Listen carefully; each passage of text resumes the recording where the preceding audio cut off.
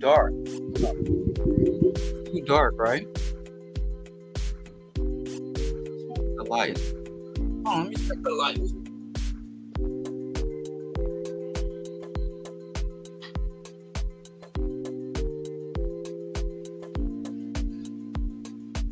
That's better.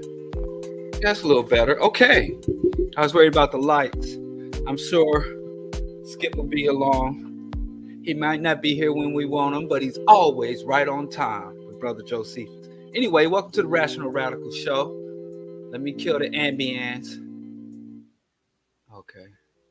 Lower the volume on the ambience because I know y'all don't, some people complain. Can't please everybody, no matter how hard I try. Welcome to another episode of the Rational Radicals broadcast. Well, I tell you, I told you he wouldn't be here when we want him, but he would always be right on time. Ashe. Good evening, brother. What up, African? Oh, I'm good. I'm good. What you eating on? Vegan pizza. Oh, that's nice. I got some of these. I had to go like 20 miles to get some of these. That's my shit, man. They don't have any of these. I meant more than 20 miles, like 25, 30 miles. They don't have any of these anywhere in the city of Chicago. And I done got myself fucked around and got strung out and got myself hooked. But, you know, it happens. You know, because I've had the genius of only allowing myself to get strung out on things that are sanctioned by the state. You can live a good life and be a junkie if you only get high on stuff that the state sanctions. So I found the cheat code to life in America. Anyway, how you been these last 2 weeks? Not pretty good, man. Good. Healthy, laughing. Boys are good. Who you laughing at? Man, how can you not laugh in this? At the gig we've been Keep doing from crying. Hey, I'm actually very sad, man. So look, at the gig we doing these like people on the street interviews. Uh-huh. So you'll ask somebody something and they'll be like, hey, you gotta vote your pocketbook. You know, you gotta support policies that make sense for you economically. I understand that. Right. But like I don't think people are meaning that in the way that we hear it as much as they are meaning that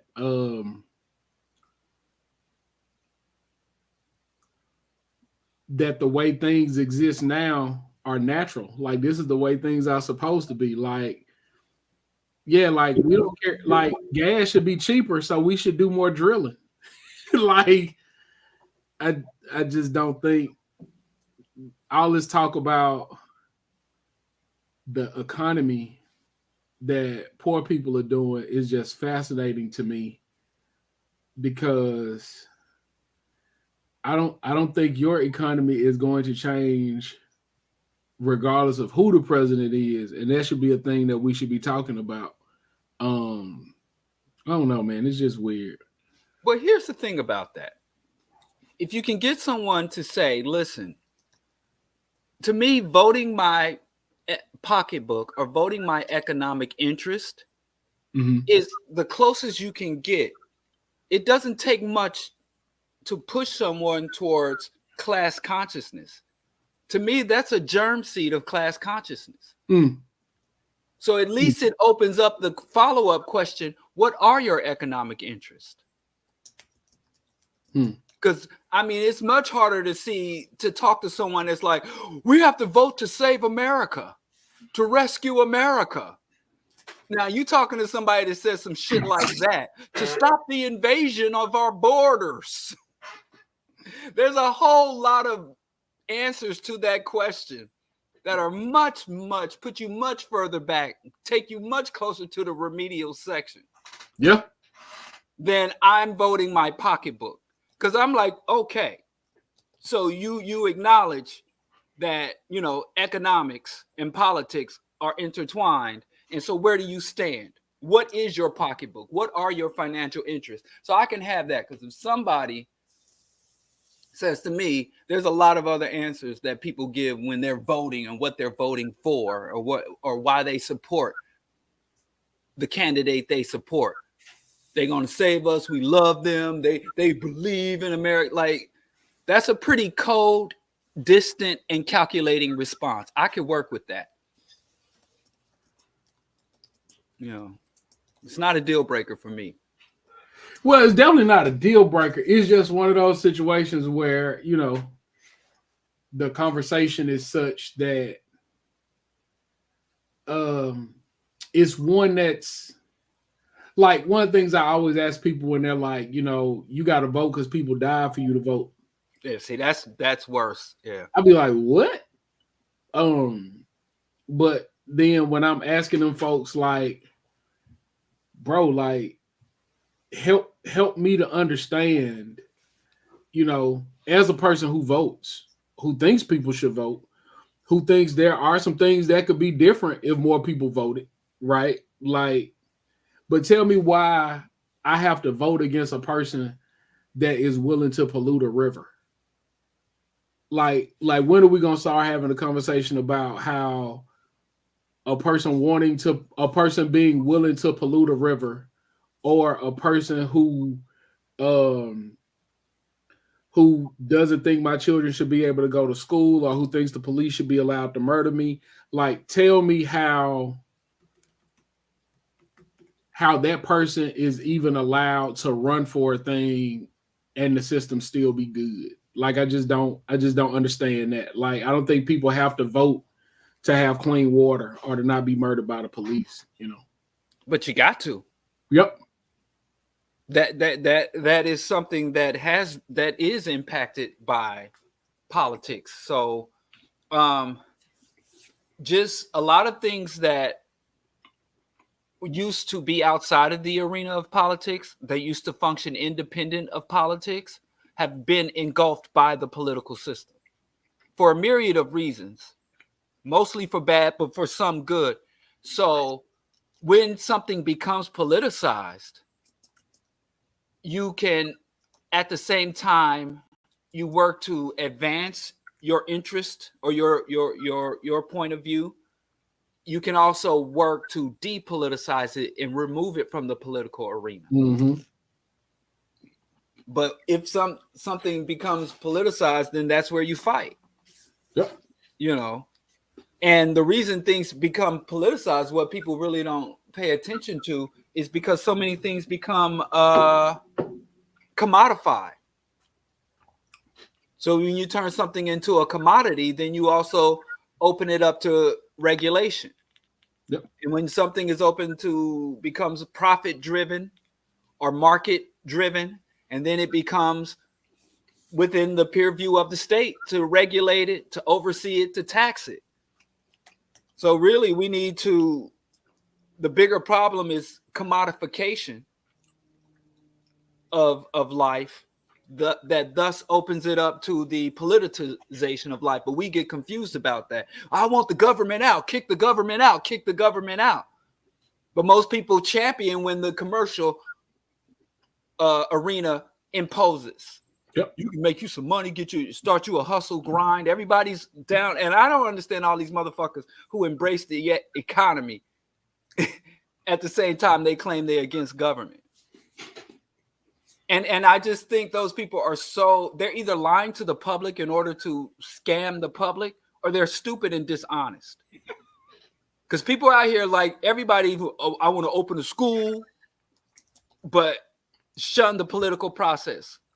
Schools are highly political. I want to open a business. I mean, the last time when I was opening a brick and mortar business, I spent more time down at City Hall or the health department, you know, at the records. I spent more time engaging with the government than I did with banks or any type of commercial, even my wholesalers and shit. Yep. 9 times out of the 10, I spent more time talking to bureaucrats than I did bankers or wholesalers or distributors or contractors. So it's intertwined. So I think that people that tell you, get your paper, forget all the voting stuff, I really think they're either lying or they're stupid. Yep. But I ain't gonna keep us derailed like I did last time. I'm gonna let you get to the. Well, I wanted to, my heart's broken. I'm glad that you're happy. I'm gonna stay happy. What's going on, bro? Lord Jamar. These goddamn rappers from my childhood. What? Dudes I used to try to dress like. And sing their lyrics, man. Lord Jamar came out basically endorsing Trump. Willie D of the Ghetto Boys came out basically endorsing Elon Musk and spreading the myth and rhetoric of coming from Elon Musk. And every time I look at, a rapper from my era, they just fucking go off the rails. And I don't know what happened. All them 40 ounces and blunts. Or maybe they need to bring back 40s and blunts. I don't know if it's the absence or the presence of 40s and blunts that then drove these brothers crazy. So, and I don't know why I let it get me down. I wish the days prior to social media that when an artist puts something out, all you could know about them is what they wrote in the liner notes of the album, and you knew nothing more about them. I wish those days could return. Ignorance is indeed bliss. I met Lord Jamar in Dallas.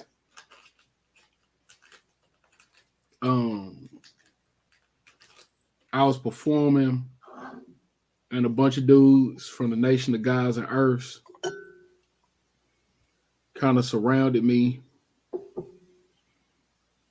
and was like, "Peace, God. Lord Jamar want to talk to you." You know what I'm saying? Wow. And I was like, quite an honor. Yeah, I was like, "Oh, for sure, what's happening?"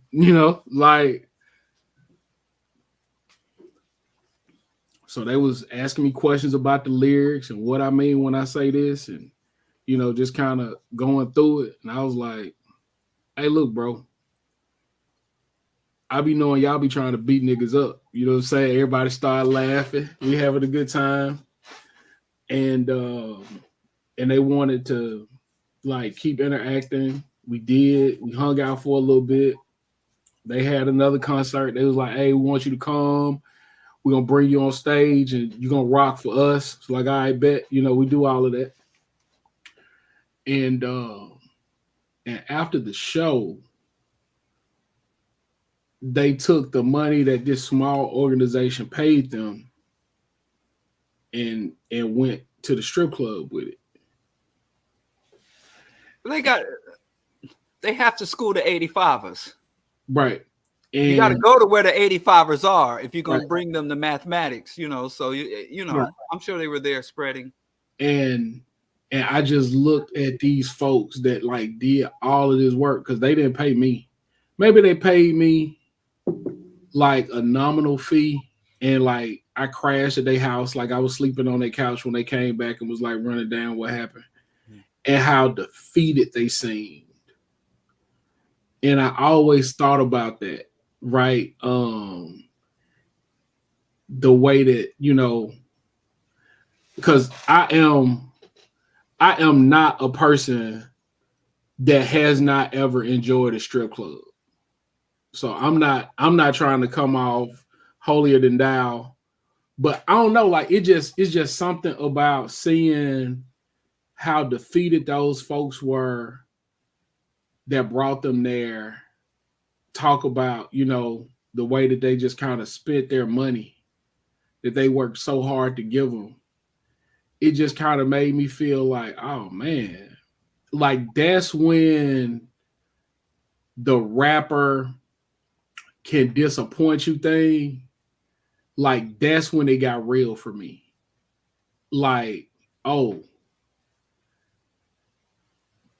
These people are really invested in me doing a right thing or the way that my whatever. Because it's also the same way that when people are talking to me and they really start listening to me and they be like, "Wait, you a Christian? I'd be like, yeah. Breaking people's hearts. And they just look at me like, no.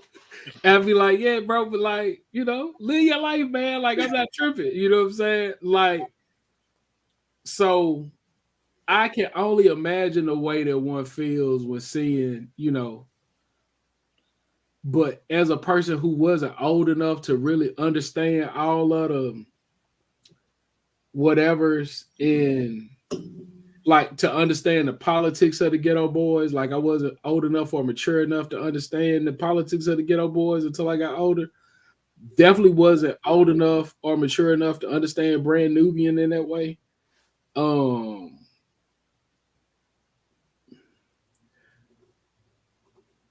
I only know them through the homophobic stuff. I only know them through I know more about, all I know about Willie D is that he beat up Melly Mel. Or was it Marley Marl? Like he beat It's one Melly of Mel. Yeah, he beat up Melly Mel, and that he has a podcast. That's legit all I know about Willie D. Like, and his verse from Mind Playing Tricks on Me.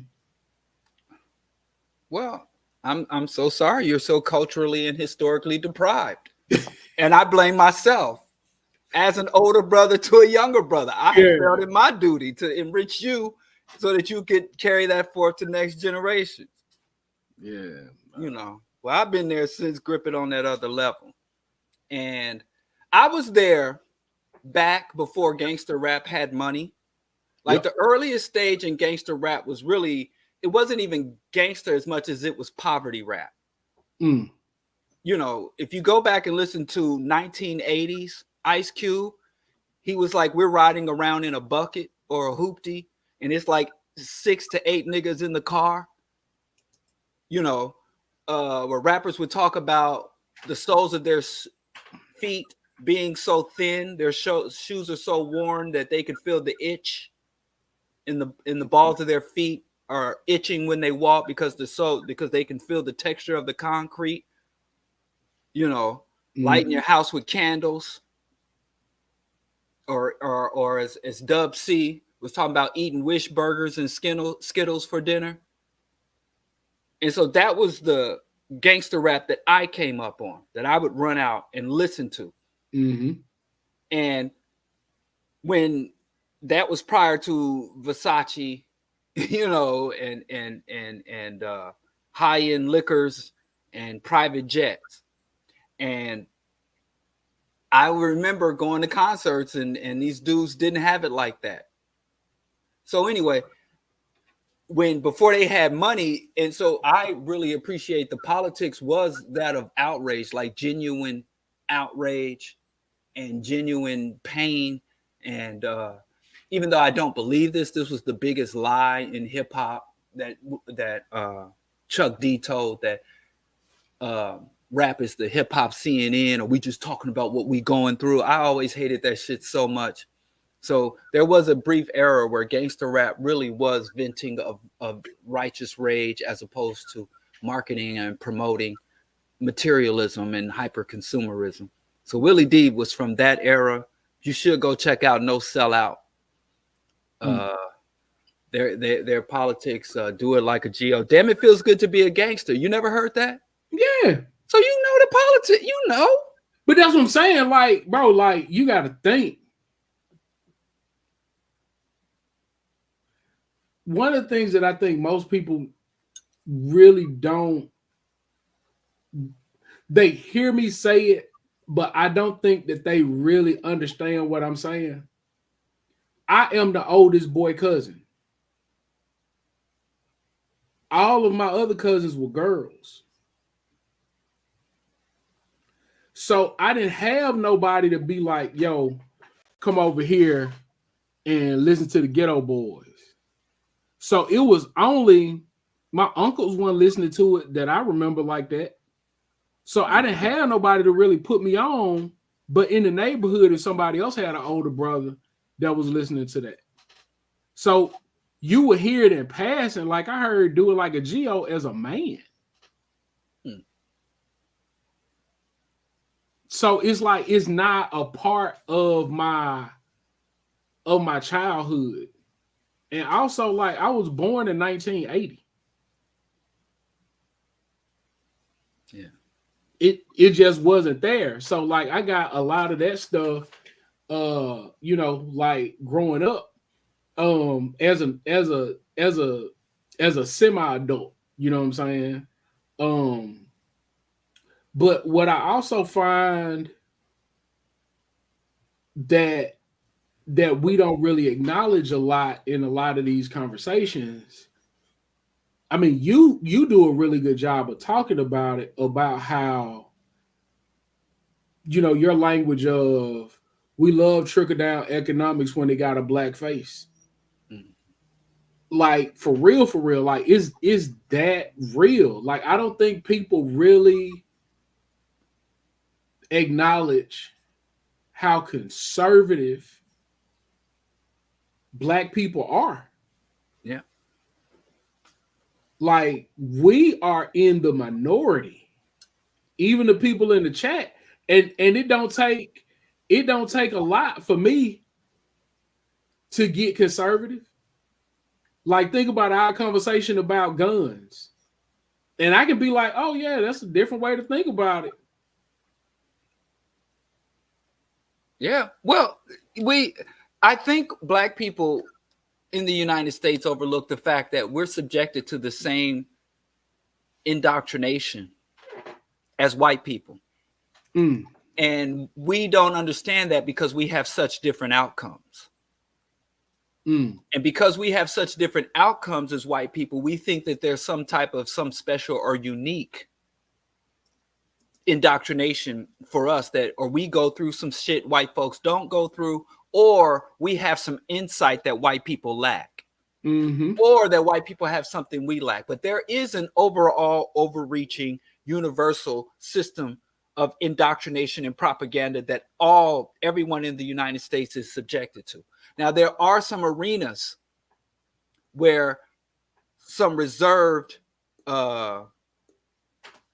indoctrination and propaganda for African people.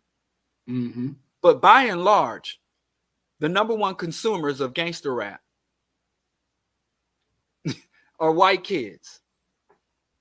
And so we're all subjected to a system that has different outcomes just for the sake of efficiency.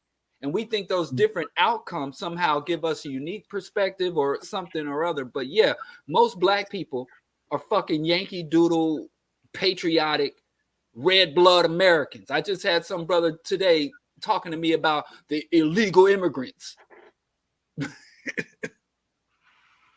And saying the exact same identical shit about immigrants, from taking jobs to being criminally inclined to wanting handouts, something they ain't earned, saying verbatim the shit white folks say about us.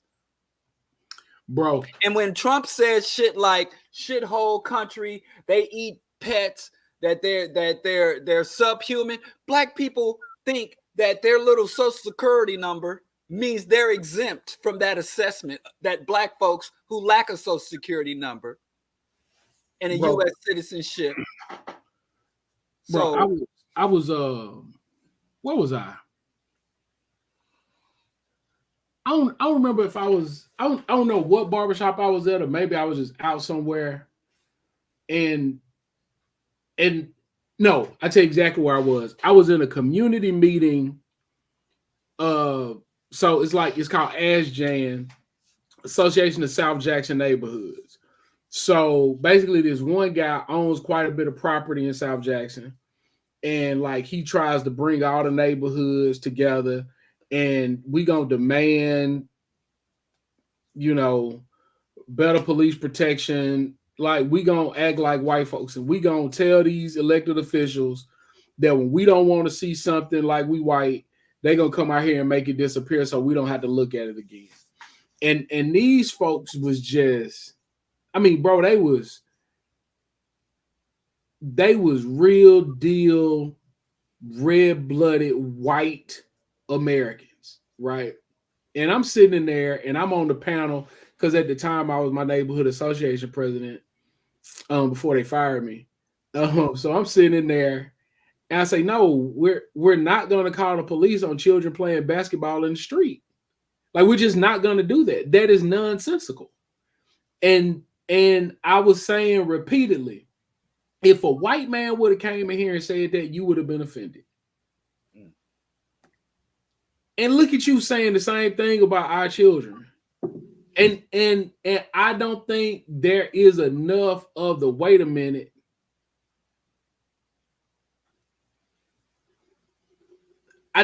I don't think there's ever a wait a minute. I think we are kind of saying things that our enemy would say. And asking questions about, like, how do we arrive at that conclusion? And I think that's really important. Yeah, well, I think throughout history we've seen, I think it's more blatant now, where you see that there, even though it's being policed and purged from social media, there are a lot of memes and critiques saying about how the Zionists basically became Nazis. But if you look throughout history, many people who are subjected to systemic oppression over decades, over generations, that when they are come out of the yoke of oppression, they begin to mimic the oppressors, and they begin to replicate the very conditions they claim they were seeking freedom from. Mm-hmm. I think it's more blatant on the African continent, how many African freedom fighters begin to behave exactly as the colonizers, using the same torture methods, establishing the same surveillance systems, and reorienting the military to that there are guerrilla forces and African anti-colonial forces that literally went from fighting European colonizers to attacking and killing. I mean, right after Mandela, one of the first official acts of the National Police was to kill a bunch of striking miners. So there is a very, very high risk of people mimicking their oppressors. We also find that on a more personal, intimate level, women who are subject to abuse have a proclivity towards neglect and abuse of elderly or children that are to them. People like, I call it the from victim to vector system. That's why it's not enough to simply, and I can no longer simply align with someone that says, hey, I'm against white domination. I'm against racism. I'm against the police. I'm against the white man. I'm against the Democrats. Because being against these very obvious institutions or formations of oppression still leaves a lot of shit for you to get up to that's harmful to other people. And that's why I say race first. But it's not enough to be anti-racist. And we think, well, if someone is vocally anti-racist enough, we'll rally around them, even if they're sexist, homo-transphobic, even if they're violent cult leaders who prey upon other Black people. So that's why the ideological work and then the class consciousness have to be fully infused into race consciousness, race solidarity, cultural heritage, and cultural and African identity and Pan-Africanism. If far left radical ideology and class conscious is not married to that, we gonna find ourselves in the same situation where we are fighting against oppressive regimes while we justify internal repression and oppression, which a lot of Black organizations to this day do. I was in a smaller town in the Delta, and folk were really like saying uber conservative talking points. And it's always just so interesting. Like, even when I worked at a nonprofit here in Jackson, and this lady that worked at the nonprofit was essentially being like, Poverty is a mindset.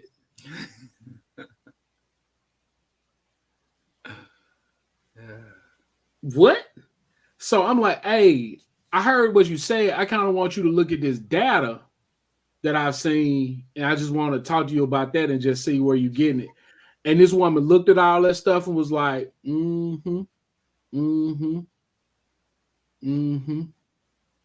I still think poverty a mindset.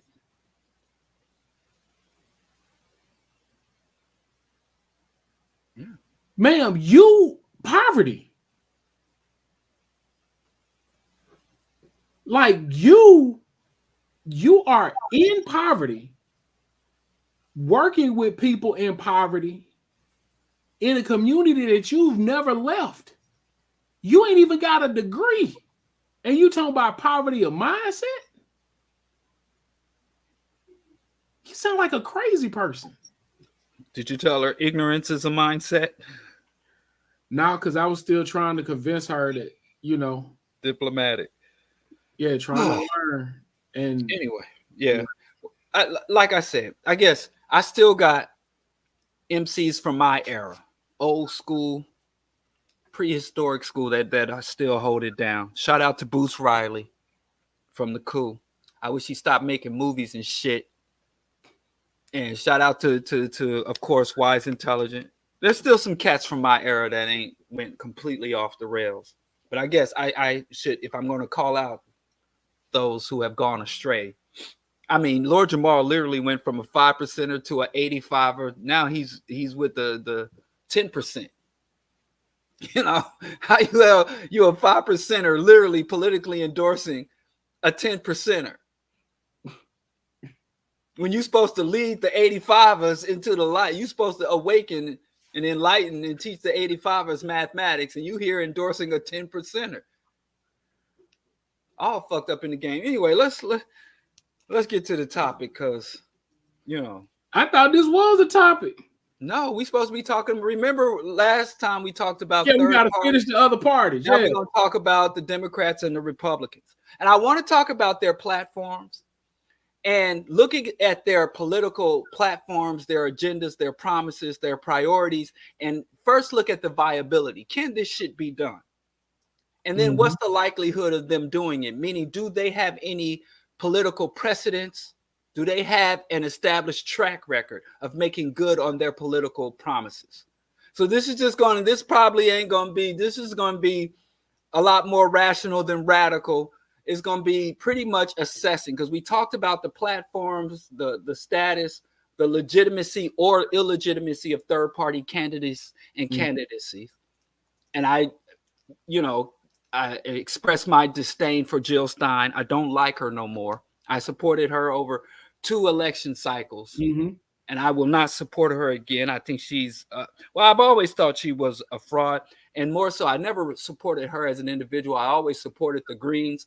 So really the revelation is I've withdrawn my support for the Greens. Yeah, that's fair. Even though I will still vote for Green candidates. I'm still available for local Green candidacy campaigns and efforts on a local Green level. But as far as the national Greens, they on some bullshit. And I don't play me like Willie D said. When you try to play me like a hoe, oh shit, oh damn, that's a no-no. Shit, don't play me like a hoe. I'm a ghetto boy. We can't stand lying politicians. Anyway, can't get with a bald head hoe. I'm just gonna quote Willie D for the rest of the night. All right, so let's start with the Republicans, because it'll be pretty easy, right? So I just go and check out the Trump-Vance platform. Now, before you get into it, people are trying to figure out like what's going on with Jill Stein. We got a few messages in the chat. So you gonna go, or you want me to? I can deal with that. What they say, I don't be looking at. It's basically like, what did Jill Stein do? It's what she failed to do. Number one, there's several things. My problem with the Greens is, as an upstart party, that is, if they were serious about it, number one, you have to do nonstop campaigning. they have lost over 40, over almost, less than half a century, but over 40 years, dozens of election cycles, midterm and presidential election cycles. They have ran and lost. In over 40 years of losing consistently, they have not updated their strategies or tactics. Mm-hmm. Not one iota. Now, I'm a student of politics. And when I say I'm a student of politics, my formal education is in master's degree, undergrad, political science, public policy. And as a student of politics, you ain't even got to be a student. As a person with common goddamn sense, if you go knuckle up against a cat in your neighborhood and he whoop your ass every time, you either change your strategy or people are going to start to look at you as someone who is intellectually compromised. Like, damn, Skip keep running up on old boy, getting beat down, and then he run up in the house, waits 4 days, and then come get his ass whooped again. And then people that are more absurd than you, if you run up on a cat every 4 days and get your ass whooped, the only people more ridiculous than you are the people who pick in your side in that fight. You don't go home and do no push-ups. You don't go home and train in no katas. You don't even go home and get a broomstick or a switchblade. So she doesn't change up. The Green Party, and Jill Stein in particular, does not change tactics, strategy, or anything. That's number one. Number two, yesterday she got endorsed by Bill, the Klansman. What's the KKK? David Duke. David Duke endorsed her. Number three, they allow for and permit Republican operatives to take on legal pushes to get them on ballots in swing states, and they do not make a principled or ideological stance in opposition to that. So they accept funding and legal aid from right-wing candidates when right-wing candidates and Republican operatives seek to have them put on ballots in crucial swing states and districts. So the optics of that alone. So it's basically the Green Party presidential slate acknowledging that, hey, we are going to get pimped out by the right when you're supposed to be in opposition to the right and the status quo centrists, the neoliberals, and the neo-fascists. So I could go on and on. There's just too many problems there. And I've reached out to the local Greens and I've reached out to the national Greens, just like I did with the socialists. I went on their website and I followed all their protocols. They send me a PDF of the flyer, all that shit, all these dead links, and they're for shit, but they new shit. I'd rather deal with new shit than old crusty dry shit. I prefer to deal with no shit, but that's why, but I could go on. And Jill Stein, everybody talks about how the Democrats play us every 4 years, but you ain't got to win an election or even be a viable candidate to pimp and play us every 4 years. Because between 2000 and 2004, where was Jill Stein? Where was her? You'll notice she goes dormant between elections, as if people still ain't got problems, as if she's not in a position to influence the political structure as a loser. So she disappears. She pops up every 4 years and promises us reparations and promises us everything under the sun, even though she knows she's not even anywhere close to being able to deliver on those promises and won't even adjust her strategy and tactics to put herself in a position to deliver on them tactics. So she can go over there with David Duke. I withdraw my endorsement so David Duke can have my position.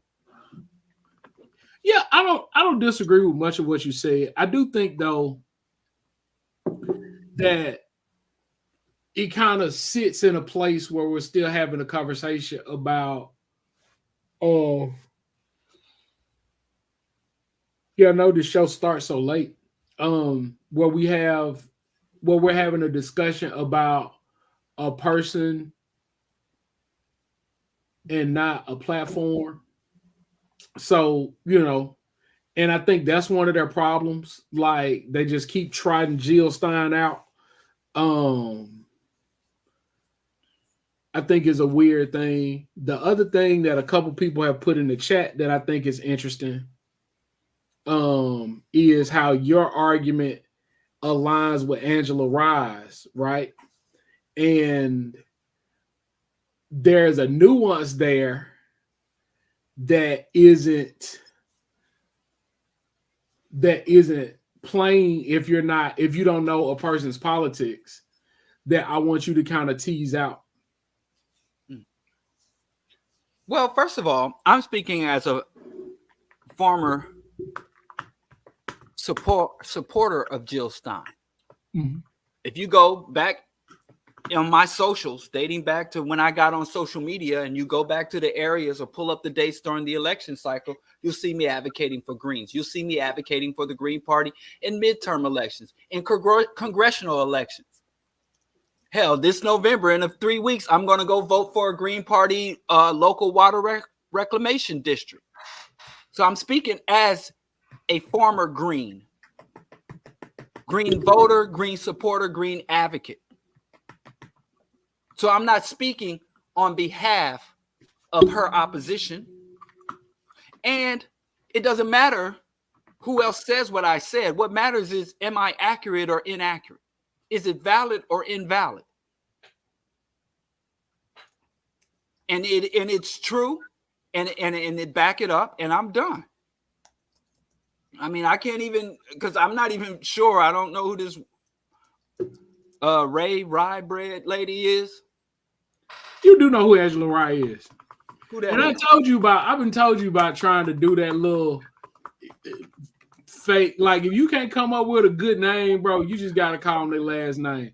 Cause it don't be hidden, bro. I don't know who this lady is. You do know who that lady is, bro. She on the Breakfast Club. I don't watch the Breakfast Club. You ain't gotta watch the Breakfast Club. She had her own show on BT. She just I ain't never had cable a day in my life. The only time I ever get basic cable is when I'm in a hotel room somewhere. And the only thing I watch on basic cable is reruns of Naked and Afraid. So I don't know this lady. Angela Rye, she was like a political insider. Obama. What? Now I'm gonna tell you this. Like a Kamala. I'm gonna tell you this.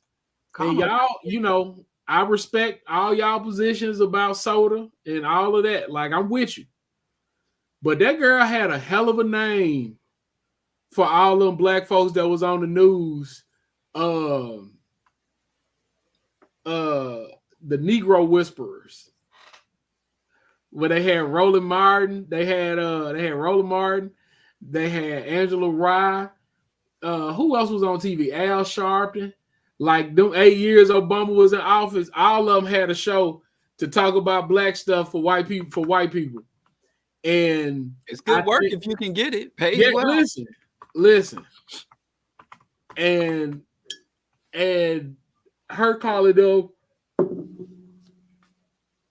The show just starts so late. That woman calling them the Negro Whisperers, I think is great. And Angela Rye was one of them. She wasn't a policy person. Maybe she was like a speaker or something. She did something. Like, listen.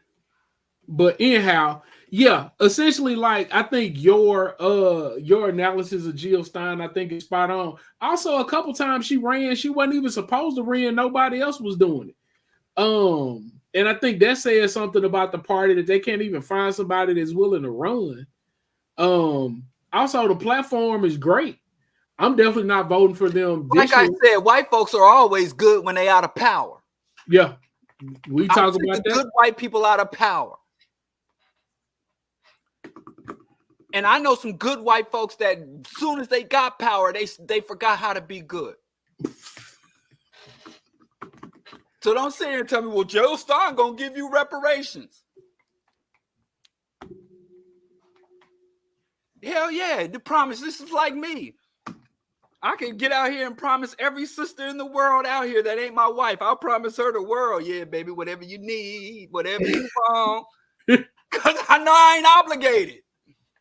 I can't do that with my wife because then I'm going to have to, she has the ability to hold me accountable. So yeah, don't take promises. It's like somebody in jail. You know, my father was the greatest father in America when he was locked up. Wrote me letters, man. You know how dudes locked up when you got to pay for paper and everything. So they write like in the margins, they write. And my dad, I would hear from him every day when he was locked up. The day he got out, in the wind. But I don't want to hear from white folks that ain't nowhere near power. She'd have been better off to be some spook who sat by the door, become a Democratic operative, and get up there, get in the Democratic administration and do some good. I'm sick of these all the good white folks. Ain't one of them got one nuke. We can't get one good fucking Rambo. No, I don't buy it.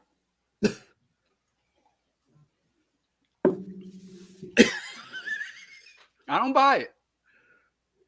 Now, shout out to good white folks. Bless your hearts. But you need to go talk to your cousins and figure out how they do what they do. Don't abandon all your whiteness. Don't abandon your white, capacity for violence, white capacity for espionage, white capacity for resource theft. White folks forget how to be white the moment they be good. That's tiring. White people that want to do wrong, they mow you down with high-tech laser-guided missiles. White people that want to do the good thing, they lock arms around you. We're going to all lock arms and chain ourselves to the highway.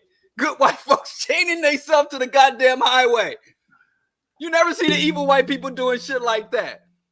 We want to colonize your land, so we're going to come chain ourselves to your coastline until you let us colonize. They come and wipe shit clean. Good white people, you need to, if you come in to the side of humanity, bring some of that white shit with you, that white magic, some of that Urugu with you. Urugu for justice. Anyway, where are we?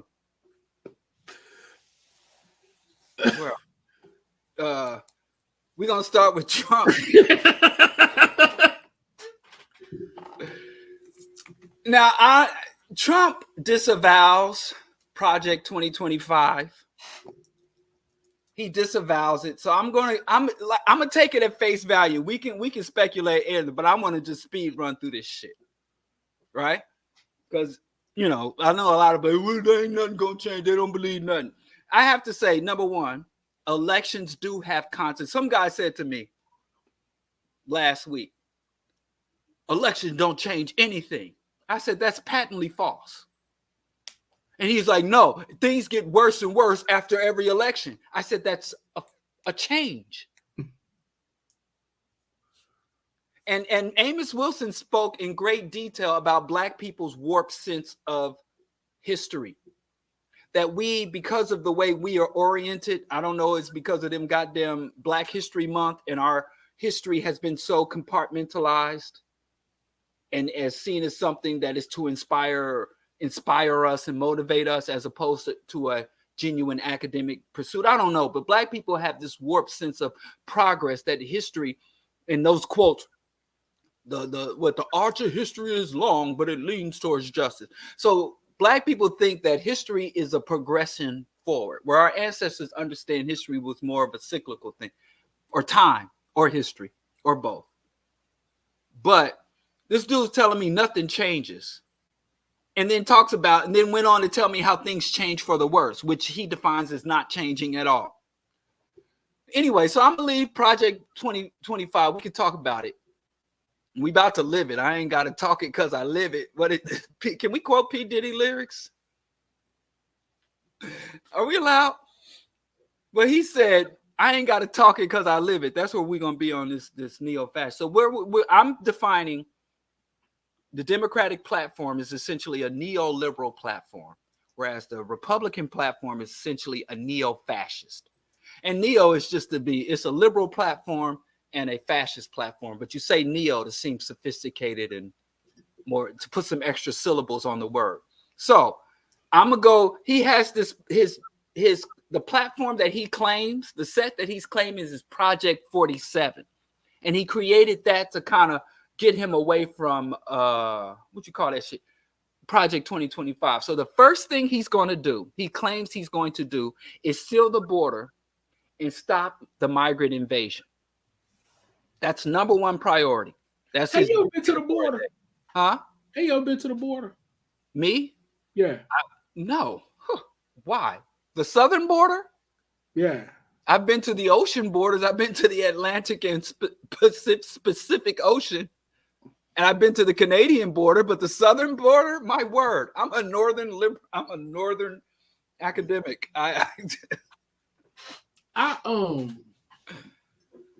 No. Have you? Yeah, I went when I was in San Diego. I went to patrol it? Huh? To patrol it? Mm-mm. Mm-mm. I don't support that.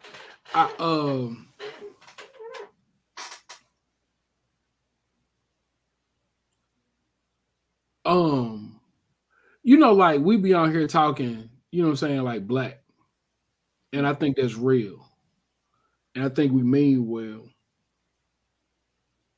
But that border in it's really hard to not see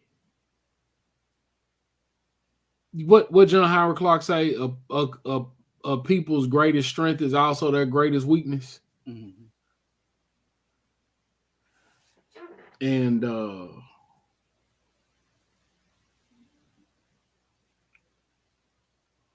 so everything that they did about that wall, bro, was intentional. Like they studied, and whatever it is like when you look up at a thing, they made it as high as it needed to look unscalable. Like intentionally. They also made it high enough that if you fail from it, it would be painful. And it would be difficult to survive. They also built the wall in Mexico so that when you fail off of it, you didn't land in the United States.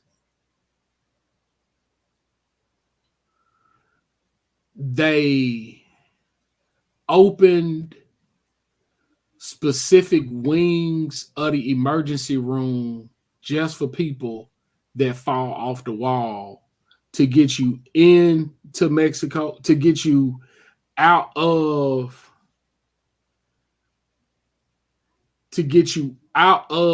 the basically like no man's land. Mm-hmm. And into the emergency room. Basically, you get chained to the bed, and then they take you back to where you fell. Is no shelter, is no bathroom. It's just like it is all a monument to cruelty. Like it is all a human monument to being evil. And anybody that could do that to anybody just isn't a fit person to live. And I don't know, like, bro, like I can look at a whole lot of stuff and be like, yo, like that really ain't got shit to do with black folks. You know what I'm saying?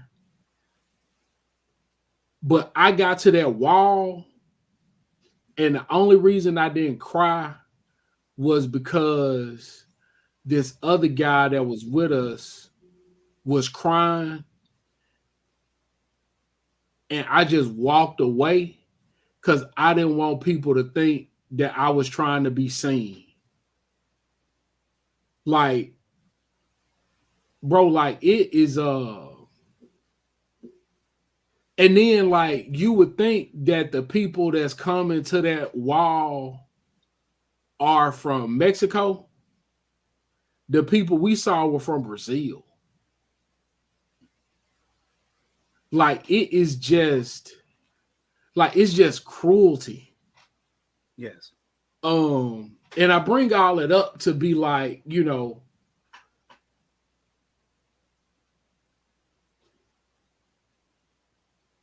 what does it say about a people? In this instance, I'm including Black people as Americans. But what does it say about a society rather that allows that to exist?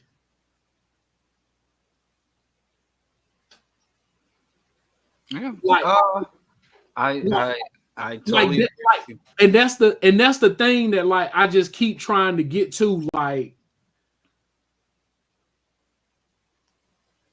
like okay, how sick are we as a society where that is a person that is running for the highest office in the land?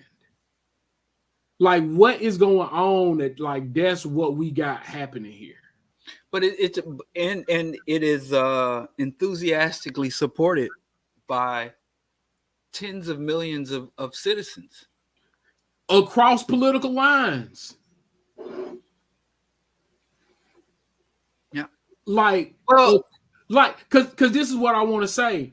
When you talk to when I talk to Black people, they talking about illegals.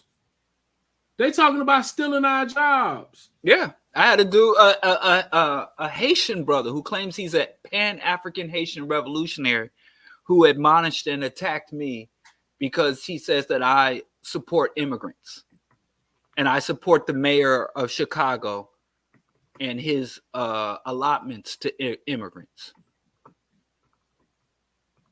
and the Chicago's policy on migrants. Like I said, a lot of Black people that want to be liberated from whites, but not the conditions that white people impose. They just want control of the reins, not freedom from it. And this brother's a Haitian citizen. So he got his paper, and now he's like, I call them ladder kickers. They climb up to the top, and then they want to kick the ladder off for anybody else. Clarence Thomas ladder kicking. But yes, to me, my conclusion is no one is obligated to respect the territorial integrity of an empire. Like, yes, right? Fundamentally, yes. But this is the other thing. It's like, boy, you almost got me to say something. Let me see. How am I going to say this? The United States has no more of a right to exist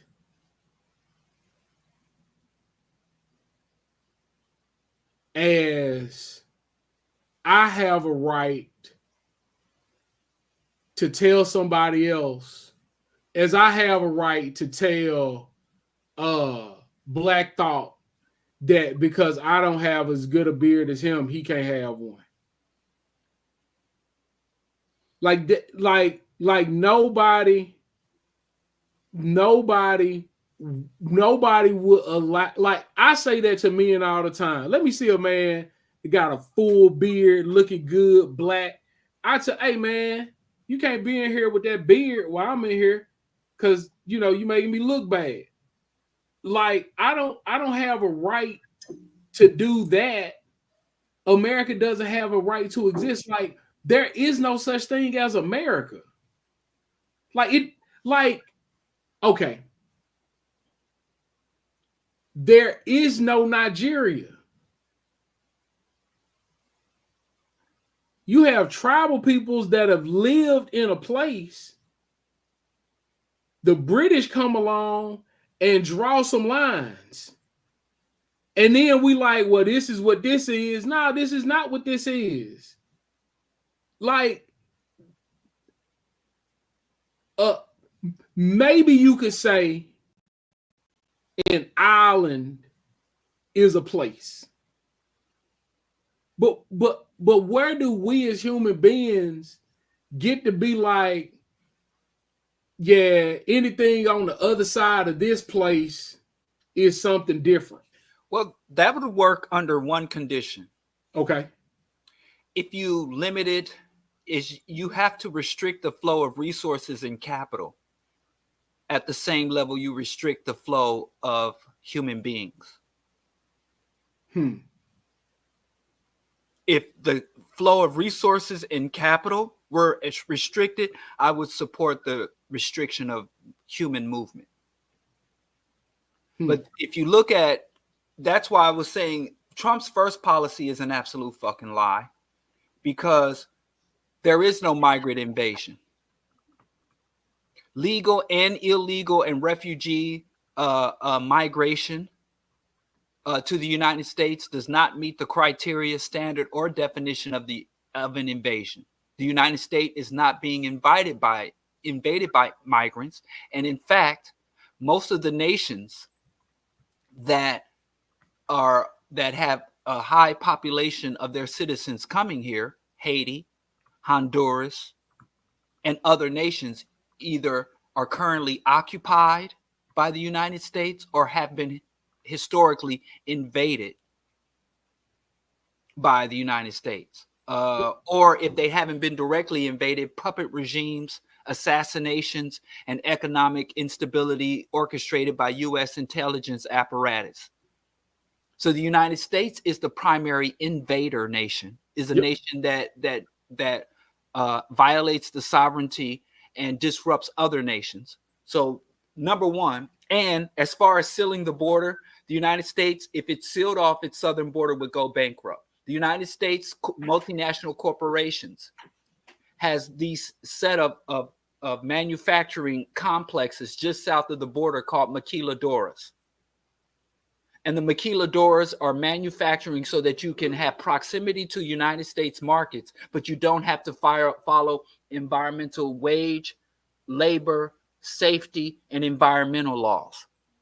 And in those maquiladoras, believe it or not, J-Lo made a movie because there are several predators and serial killers operating around the maquiladoras, because it's essentially a corporate no-go corporate lawless zones, and they found the bodies of dozens of young women who come there out of desperation to work. And also, you're not even dealing with the flow of Mexican resources, natural resources, and Mexican worker-produced goods coming into the United States. You're also dealing with the deluge of U.S. Subsidized agricultural products going into Mexico, which destabilized Mexico's agriculture. And if you go all the way back to the 90s, with Ross Perot was talking about NAFTA, GATT, the North American Free Trade Agreement, CAFTA, the Central American Free Trade Agreement. South Central America and Mexico are officially economically colonized by the United States. And so all Latin Central American citizens and Caribbean are de facto subjects of the U.S. empire. Yep. So when you do not, so that allows them free movement. So it's not morally, legally, or even constitutionally, and especially above all else, because they're all about the money, it's not economically feasible about sealing the border. But some poor white person living in a dirt floor trailer in Appalachia, it makes them feel good about their fucked up situation. Yep. So Trump's first platform line, and I don't know how we're going to get through it, so we might just jump around it, because we ain't even started on Kamala.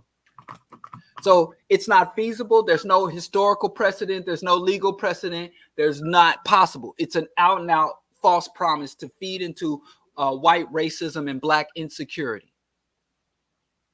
So secondly, he says, which ties into this, he's going to carry out the largest deportation operation in American history, which is, again, not feasible, not possible, and there is absolutely no precedent or history of them doing that. He'd be better off if he said he was going to create detainment and detention camps. That will put him in violation of international law, because anyone coming into the country claiming asylum or refugee status, there is a legal process that they have to go through. You can't just throw people out of your country. So, but even if he did that, he would be in a lot of trouble from internal, from the agricultural industry, the construction industry, and all other manufacturing industry, all these industries that exploit migrant labor, seasonal labor. So he doesn't have the wherewithal, he doesn't have the budget, he doesn't have the resources, and he doesn't even have the historical precedent to back that up. So that's another lie. So, like, I don't know. I mean, Malcolm Gladwell is Malcolm Gladwell, but like, I forgot the name of his show, like Myth History, some history. But in that, he talked about the way that the borders kind of closed. Mm-hmm. And I think that's a really good thing to kind of think about. Like, these borders, again, crossing the border, what people that are indigenous to the land that was a part of Mexico in North America, like in that part of it, they regularly say we didn't cross the border crossed us.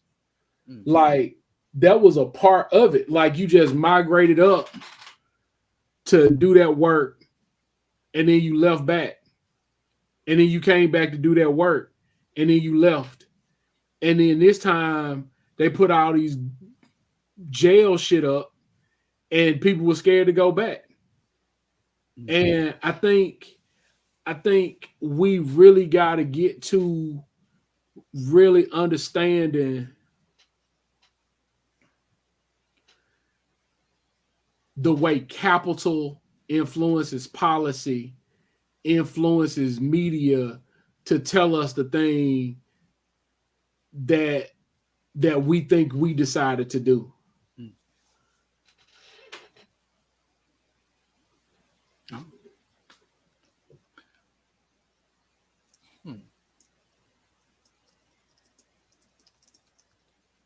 So the next step is end inflation and make America affordable again. He's never given any detail. Believe you me, I looked. He never gave a specific plan for reducing inflation.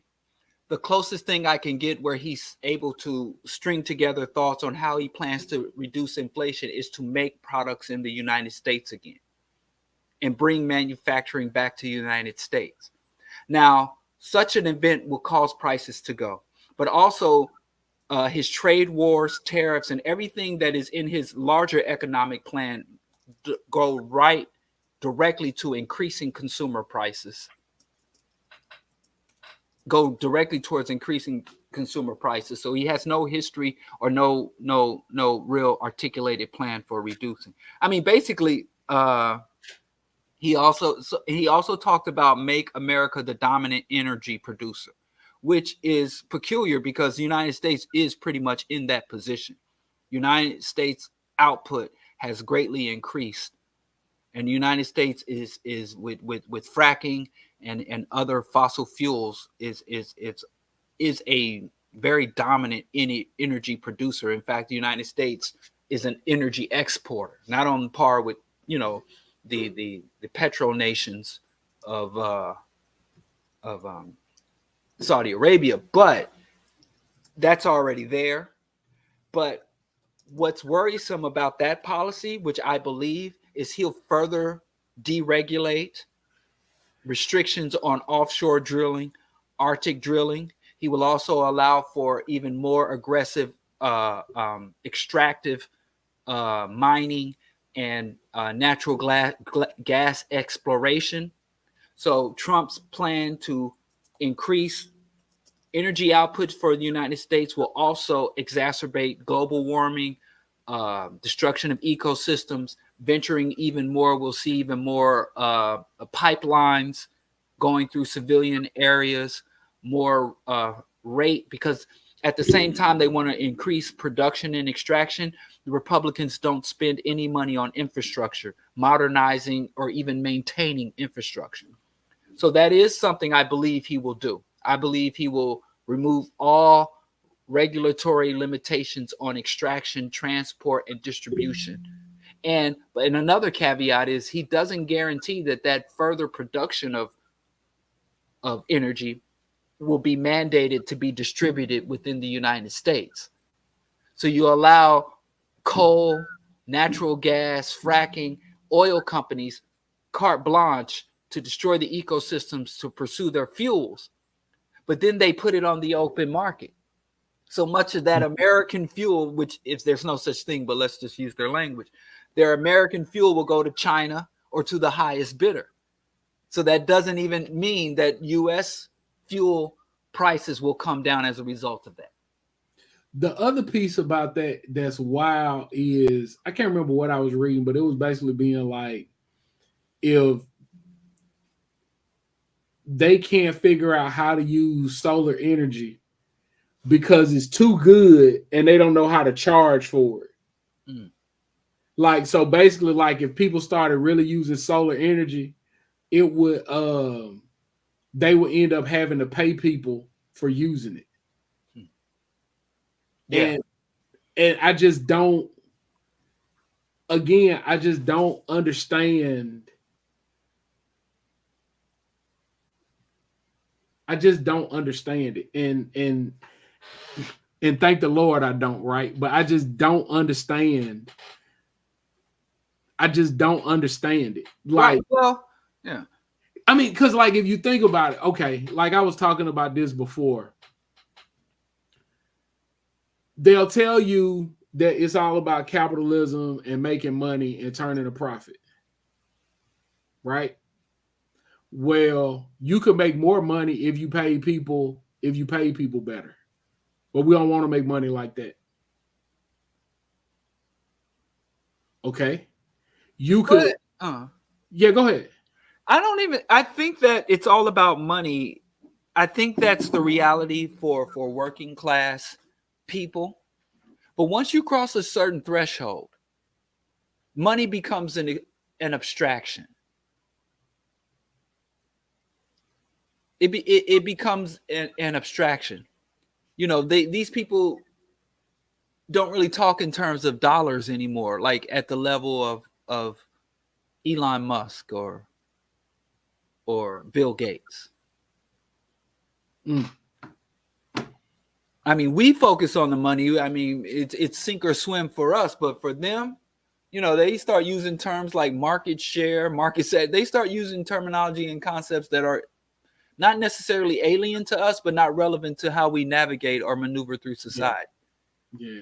Just like it's, again, just I'm super appreciative that I have not been turned into a person that sees the world this way. But it's very odd to hear it discussed. Because it's just like it just doesn't make any sense. Like, so here's another thing. The federal government gave AT&T and Comcast money to get internet into rural areas. Both of those places was like, oh, it's really hard. And that was the end. Like, it's nothing else. Like,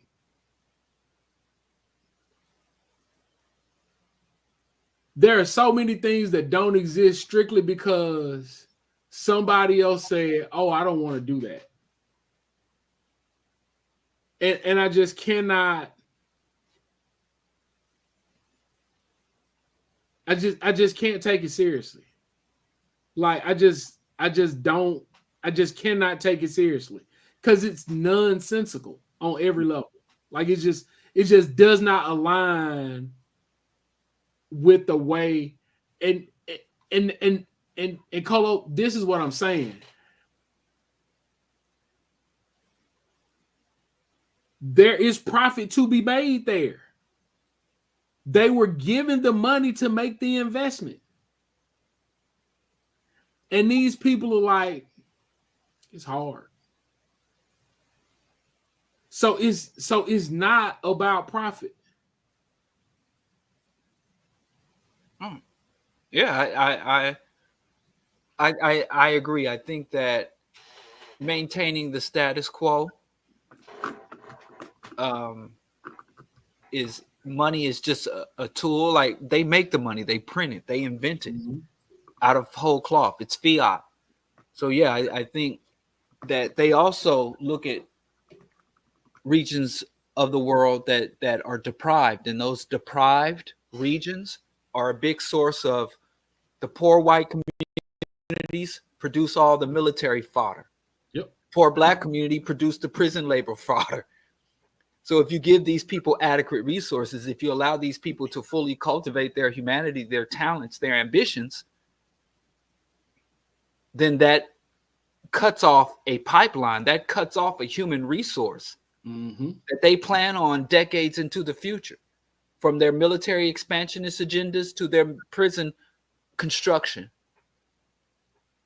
So when they say, well, these people don't need consistent internet access, or these people don't need drinking water that doesn't have lead in it, you know, these people, man, if we can call them that, these reptilian Illuminatis. So yes, Trump is the first thing. His number 4 agenda item is something that he has a history of doing, and that is something that he did when he was in office before, that his party has done before, and that he's on track to do again in terms of energy production. But it is extremely harmful and disruptive. It's a net loss and a net negative for all people who seek to breathe clean air, drink uncontaminated water, and have viable, fertile soil under their feet. But so that's the first thing, the first 3. So number 5.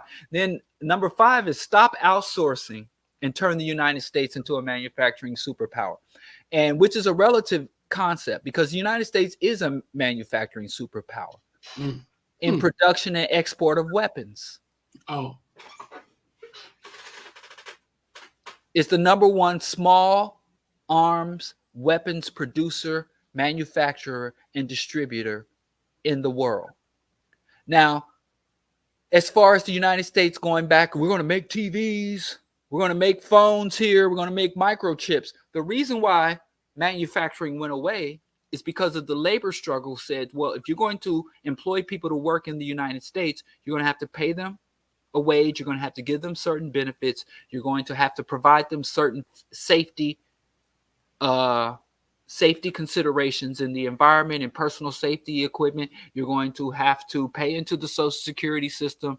You're going to have to cover if they're injured on the job, and even in their old age, you're going to have to give them a pension. You're not going to be able to dump your nuclear or your toxic waste into the water, into the soil, into the air. That is why manufacturing went overseas. So people always talk about, well, they just went overseas to make money, but why weren't they able to make that money here? And if you look at a lot of right-to-work states, a lot of places in the South, they're saying we're removing all worker protections. We're going to essentially, even though it's illegal, we're going to ban unions or prevent unions. We're going to, they already did away with class action lawsuits. They put caps on what, so if a company harms and pollutes a whole community, there's a limited cap on what the community can sue for in class action. That was way back in the Bush administration. So manufacturing is trickling back into the United States, but again, it is a net positive, because the only thing that's allowing for corporate and capitalist manufacturing to come back to the United States is the whittling away of the hard-fought, hard-secured labor rights, wage and income minimums, and things of that nature. So I do think the United States will never be another manufacturing powerhouse, because the globalization of the economy is going to be here. But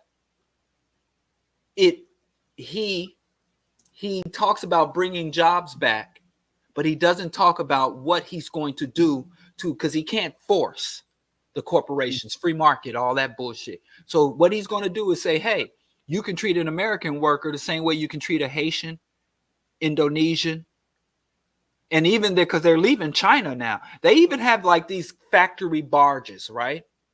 Where they'll go out into international waters and have people sewing your clothes in international waters so that they're not obligated to follow any of the laws or restrictions on soil. Capitalism is a cancer. So it's a half truth in terms of he can't stop the outsourcing, and also it will require for educational and training investment that Republicans don't like. They don't like funding education. So at the same time, you want to bring back technical jobs, manufacturing jobs that allow a basic reading comprehension and basic math skills. You're also going to defund education and federal support for education. So like half of that's true, half of that's a lie. Large tax cut for workers. Trump did this in his last administration. He did tax cuts across the board. And the tax cuts for the workers were temporary. And the tax cuts for multinational corporations and the upper 1% income earners were permanent. So I do believe that Trump will come through day one and sign an executive order to reduce taxes to send out a check. But he gonna put it in your hand and then swipe it out your pocket. But the people are going to be so busy dancing in the streets off of the initial tax cut, they're not going to read the fine print. So I do believe that Trump will come with some enormous tax cuts for workers, but I do believe that they will be temporary, transient tax cuts, and I believe there will be a gradual increase in taxes on workers, and there will be also, I forgot the term for it, like shadow taxes or something, where you pay less in federal taxes, but they also defund the state. So they take away federal funds in order to cover the tax cuts. They defund the state. So then services that you normally would get for free from the state government, you now have to pay for. So it's really a redirecting of taxes, a shuffling of taxes, not necessarily an alleviation of the tax burden. The only way to alleviate the tax burden on workers is to raise the tax burden on the rich and multinational corporations. That's the only way. So anybody that's going to be promising you tax cuts while not simultaneously saying we're going to increase corporate income tax rate, we're going to tax, all they got to do is to tax the buying and selling of stocks transactions. They have computer programs that do trillions of stock trades a second. If you put a 10-cent tax on every trade, the national debt's over in a week. And they talk about no tax on tips. Here's the thing about no tax on tips that you're talking about. There shouldn't be. The tips is a throwback to slavery. No one should be working off of or dependent on tips. You know, I had a restaurant and I paid, this is, over 15, almost 20 years ago. My wife and I owned a restaurant and we paid our workers, I think $8.50 an hour plus tips. And the other people that when we go to little trade shows or get together with other restaurateurs, they thought we were out of our damn minds because we could have paid them $2.35 an hour. And so, so I'm not taxing tips, but no one should be working on or dependent on tips to supplement their income. So I'm not impressed with no tax on tips. I think everyone should be paid a living wage, and I think that everyone should be subjected to a maximum wage. Yep.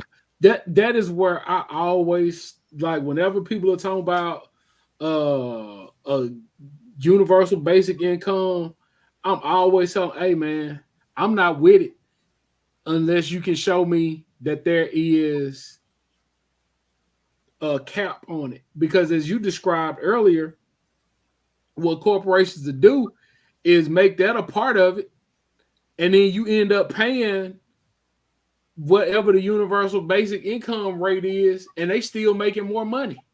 Because now that's a part of what that labor cost is fixed. They're not going to go above that.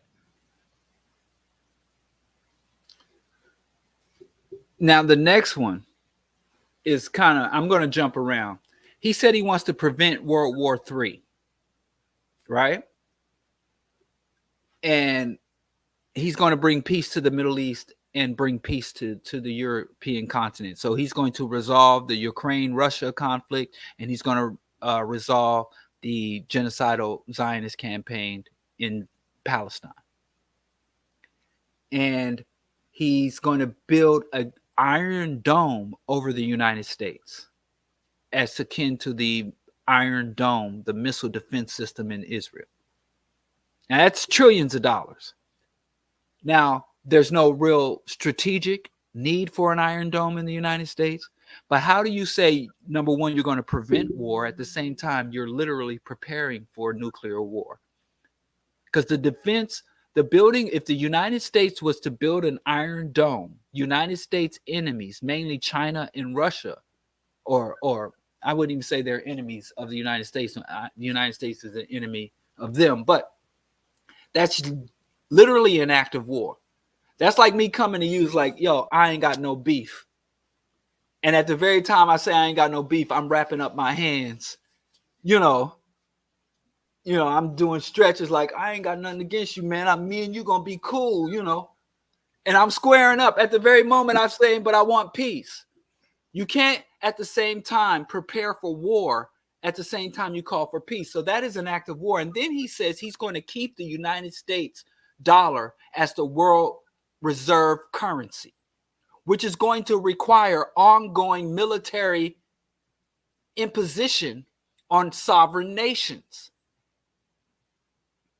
So he says, I'm going to prevent World War III. And literally, if you read what he claims, his policy platform, the way he intends on preventing World War III is to have ongoing smaller conflicts, ongoing smaller wars of attrition, perpetual conflicts that can't be connected or allowed to grow. Bush said this in his project for a new American century. We will use our military might preemptively to prevent anyone from becoming a viable challenger of our dominance. So he's literally saying, I'm going to prevent a great war by allowing for the ongoing perpetuation of several smaller conflicts. And we'll keep other nations so disrupted and so dysfunctional through our foreign policies of equipping terrorists, funding international terrorism, that they'll never be able to cultivate or develop themselves to the scale where they can carry out a massive conflict. It's literally madness. Trump's policy platform is literally a madness. That if the United States, if more than 50% of the United States citizens, adults, voting age adults, you would have to have a society where over 50% of the society is below a 6th grade reading level, where the majority of the society is functionally literate. For somebody to write this shit, because it used to be, I've been reading political policies and campaign platforms going back decades, if not over a century. And they used to have to lie. They used to have to deceive. They used to have to exercise some level of cunning. But now they just spill the beans. They tell you what they're going to do. They play in your face because people will read that and not even look beyond, I see jobs here. What I read, Trump gonna give me my money. He gonna let me keep my money. He gonna stop people from coming over here to take what's mine. Because I don't understand how you could have the reading, and Trump's popularity is consistent. It tracks with the reading comprehension level of the average citizens of the United States. It's almost statistically aligned. that the dumber America is, the more prominent and popular someone like Trump can become. I forgot where I read it, but it's like the more complicated things become, the more people want back simple solutions. And it's just like we just want somebody to take over and just to do all this thinking for us so we can just get back to living our lives. And it's just, I just don't understand it. Yeah. And it goes on like this. He says he's going to stop things that aren't happening. Like he said, we're going to end the weaponization of government against the American people, which he doesn't explain in any way how now I can tell you how the government is weaponized against the people. But at the same time, Trump is on record saying that he wants to lift the restrictions on police. He said that police can't do their jobs because there's so many consent decrees and so much obligation that the average cop feels afraid of being sued. He wants to take away citizens' ability to record, to sue, or to in any way intervene when policemen abuse their powers. Yep. So most people, their most common interaction with the state is through the police. And at the same time, he says he's going to end the weaponization of police against the people. He wants to literally unleash and untether the police departments. He's even been on record encouraging police to engage in police brutality. So, and I know you could either support the ending of weaponization of the state, or you can support the police, but you can't support both. And Trump can put both of them in his platform. You can say you want world peace, and at the same time, you want to dictate and say that our currency will be your reserve currency, or else. He wants to keep men out of women's sports. That's on a federal presidential campaign platform. As somebody that spends a lot of time at children's sports,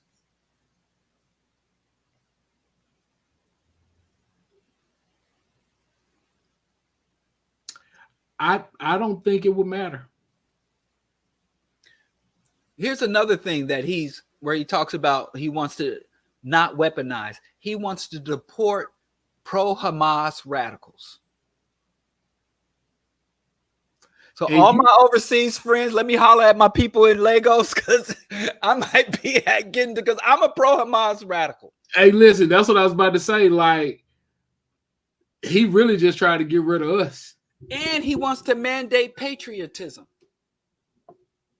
He wants to force, and as a prerequisite for going to college or getting college aid, or a prerequisite for a federal job, or a prerequisite from any aid or benefit from the state, you have to be patriotic. And the same platform where he wants to de-weaponize the state, he wants to mandate patriotism, and he wants to implement thought crimes. So thinking in my head, I support Hamas. As a U.S. citizen, Hamas, as far as I know, hasn't committed any acts of crimes against the state of the United States.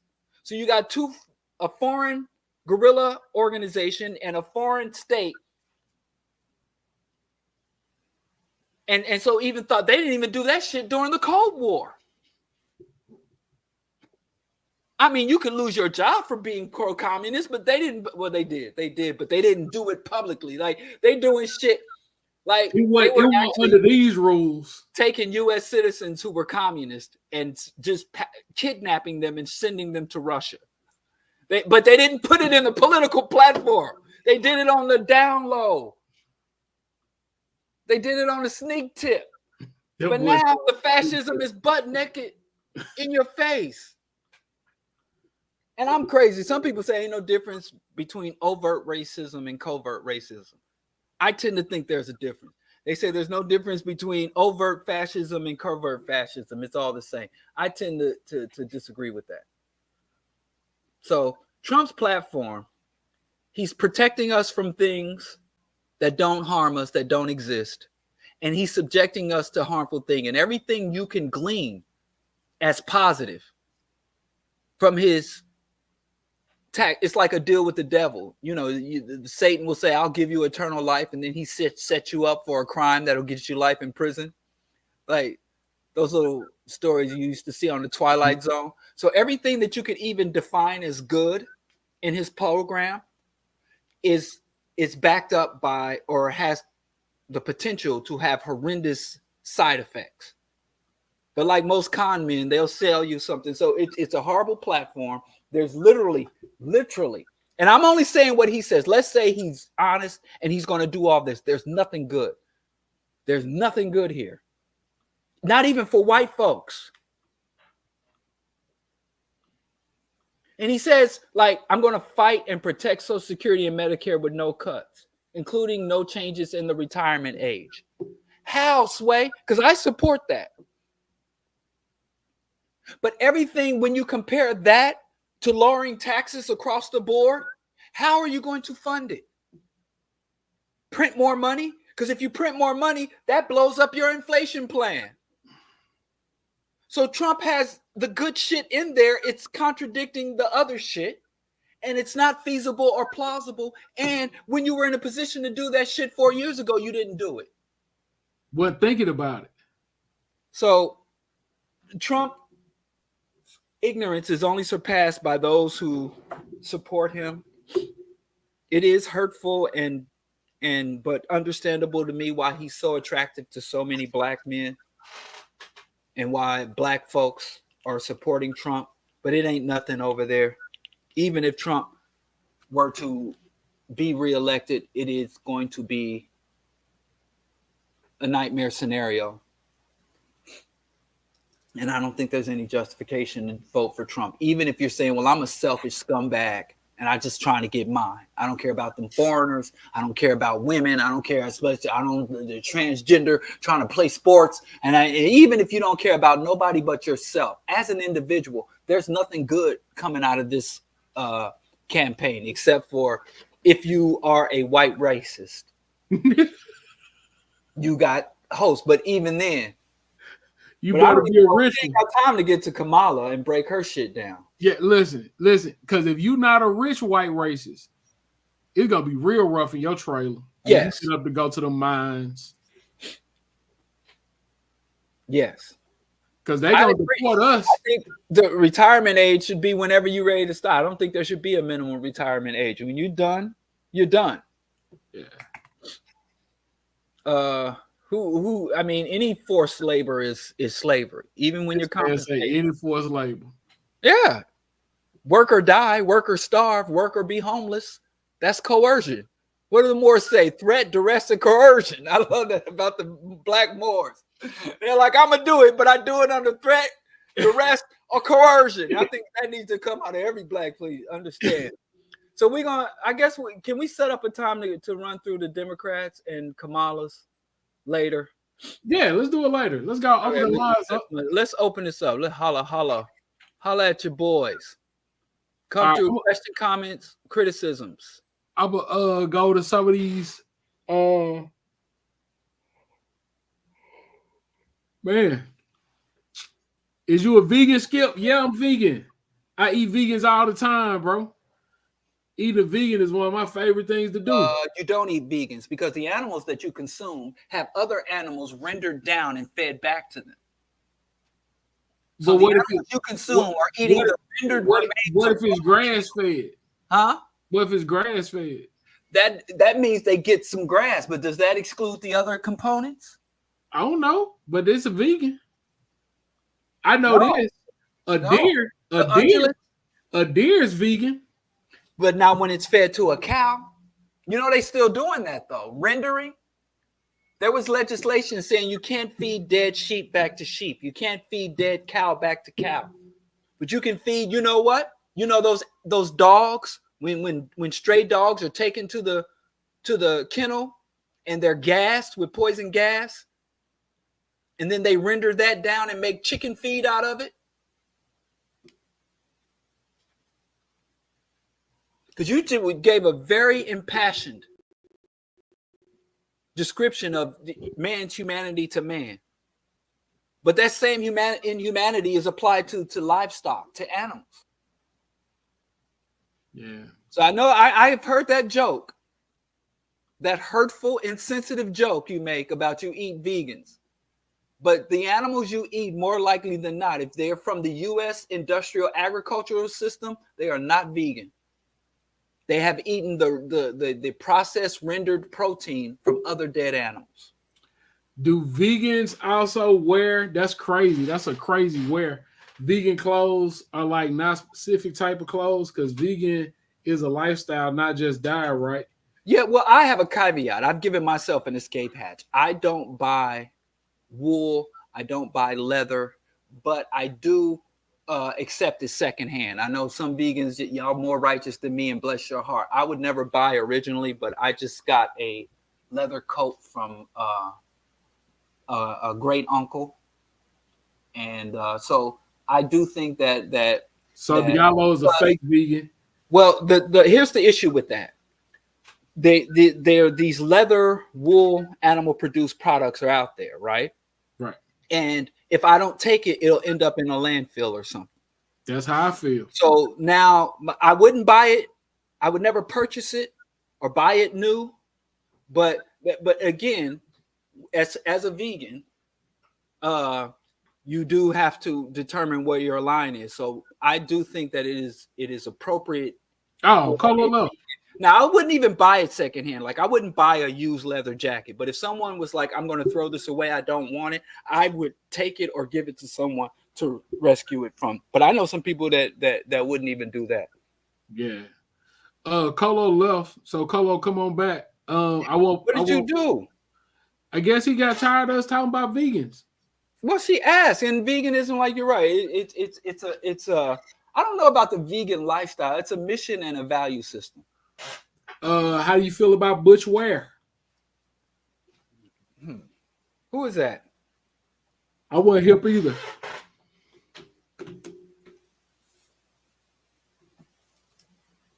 Who that is? Damn. Let's see.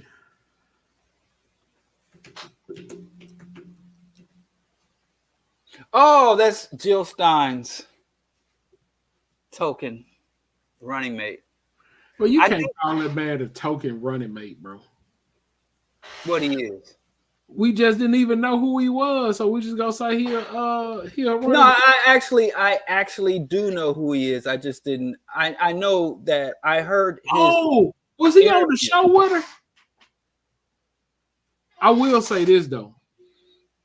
This is no disrespect to Butch Ware. I'm just letting that be known right now. I'm not disrespecting, but I am gonna say this.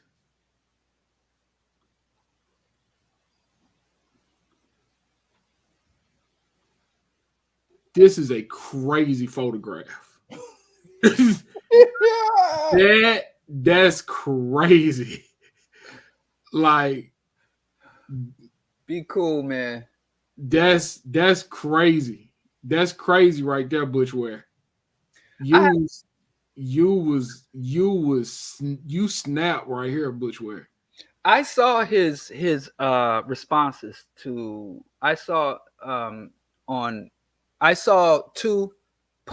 him give a public talk, and I saw his interview on The Breakfast Club. I didn't watch the whole episode, but I saw an excerpt. Okay. And he's very clear, he's very concise, and he's accurate in his assessment. Okay. That's a good thing. So, like, boom. So that's a period. Politically, but I disagree with him strategically. Okay. That's my thought. Okay. Yeah. I remember, like, when you said, like, when I looked him up and saw that was her running mate, and then, like, looked at the face really, I was like, oh, yeah, that was the dude that was beside her at the Breakfast Club. And I don't remember him saying much. But when I Googled him and saw that photograph, I was like, yo, that's crazy. Yeah. I think he's, like I said, I agree with him politically. I disagree with him strategically. I don't think he should be shoulder to shoulder with Jill Stein. Jill Stein has lost all legitimacy and credibility with me. Yeah, somebody else just said he's sharp. Yeah. Take nothing away from him. Yeah. Why he wear that kufi? Is he a Muslim? I don't know. What I'm saying is that like that picture, that was crazy. I don't know. He might be a Muslim. I mean, not if his name Bush Ware, but maybe so. I don't know. All right, here we go. Colo back. Colo back. Colo, don't even say nothing. Colo back. Hey, what's up, you guys? How you guys doing? Well, what's How happening? you doing, bro? Peace, bro Diallo. Peace, bro Skip. It's a pleasure meeting you guys. I always listen to the show, so I very rarely come on and talk. But yeah, in regards to this episode today, I was curious on if you guys thought there's going to be any election violence on either side. Well, any election violence in general. I'm thinking coming from the right, whether Trump wins or loses. Do you predict election violence? Actually, I don't think that. It depends on. You mean overall throughout the process? No, I'm thinking after. Well, yeah, I'm thinking from the time of November 5th to January 1st or whenever the president gets sworn in. Oh, you make me say this on record. I don't see there being any coordinated or widespread election violence like we saw on January 6th when white folks ran up in their own Capitol and smeared their own feces on the walls of their own Capitol building. And I don't think we talk about that enough. We're going to put T-shirts up because I don't think y'all be letting white folks slide. Y'all don't talk about the animal brothels in Missouri. Yeah, that they had to keep kicking in the door and busting. Y'all let white folks, we do something. Black kids run up in Walgreens and steal candy bars. And we blame black kids for collapsing the whole damn economy. But white folks do shit and we just be like, okay, what's the next thing? But I would say no. I'm on record as saying no. What do you think, Skip?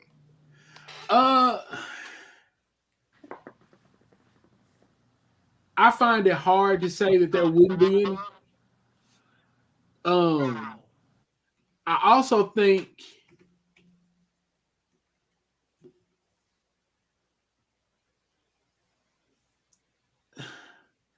I would not be surprised if there is. I would also be very surprised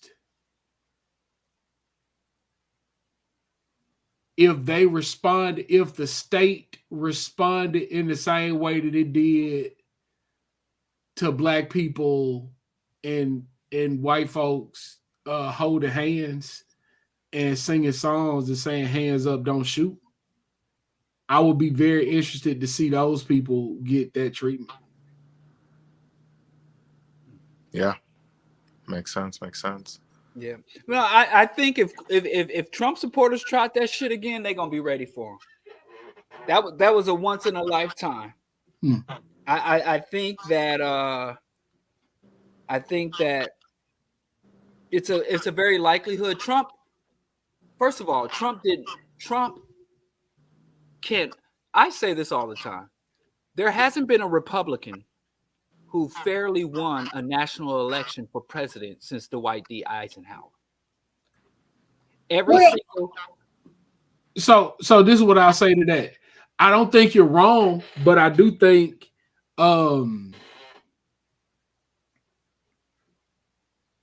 if you look at 9/11 in the way that a lot of people do, and the attacks on Afghanistan and the war on terror, as that, then okay, but that's the last time I remember a Republican winning the popular vote. No. Winning the popular vote doesn't mean you didn't cheat. Reagan won the popular vote, but Reagan, remember, he went to Iran and said, keep the hostages. Remember that? Yeah. That is literally an act of treason. For a candidate to negotiate with a hostile entity to interfere in a U.S. election. So the Iran hostage situation So he still cheated. Just you can cheat and win. So well, he won. He got the majority of the votes. That doesn't mean he didn't cheat. Give me a candidate since Dwight D. Eisenhower, a Republican candidate that didn't cheat. They all cheat. Bush lost the popular vote. Hillary Clinton got more than 3 million more votes than Trump. So Trump, white boys can lose election and take power. So there's a difference between winning and taking power. I believe that Trump could take power. There's a potential he could take power. There's no potential of him winning. Those are two different things.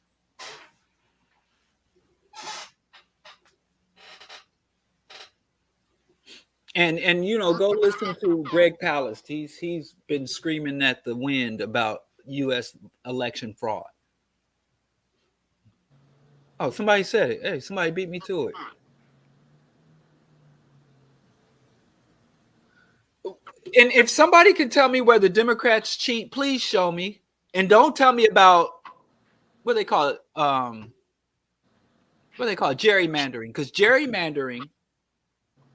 Show me where the Democrats are purging voter rolls. Show me where they are putting in fake electors. Show me where they're doing the illegal shit. Don't show me where they're gaming the system, because both parties do game the system. Show me where they do illegal or extra legal shit. See, Greg, now wait. Now we're going to be waiting. Because I haven't seen it. You don't think I wouldn't say it if I didn't seen it? Lindbergh, I want to make sure. Already that, president, Lindbergh. Yeah. President, he had already won. Yeah, that was crazy to me. So no, the thing is mentioning 9/11 was going back into war, and I don't think the United States changes presidents doing war very often. So that first term getting elected over Al Gore, 9/11 happens, and Al Gore won that election.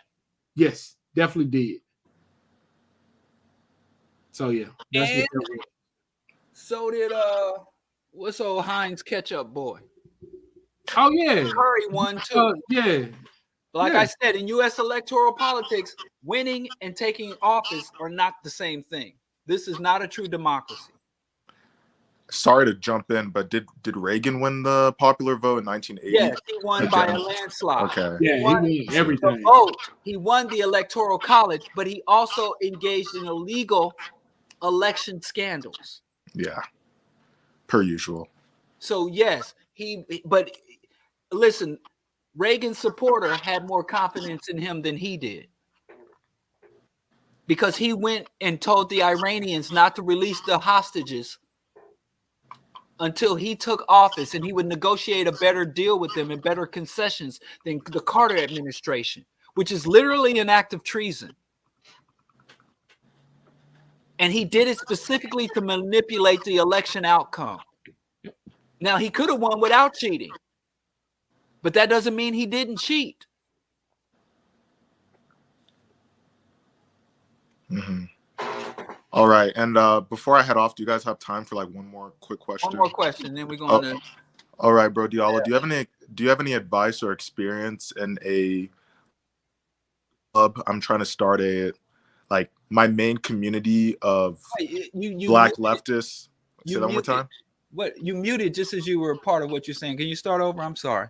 Okay. Do you have any experience in a radical book club or any Black radical book clubs? And if you do, any advice for being successful in trying to organize from that?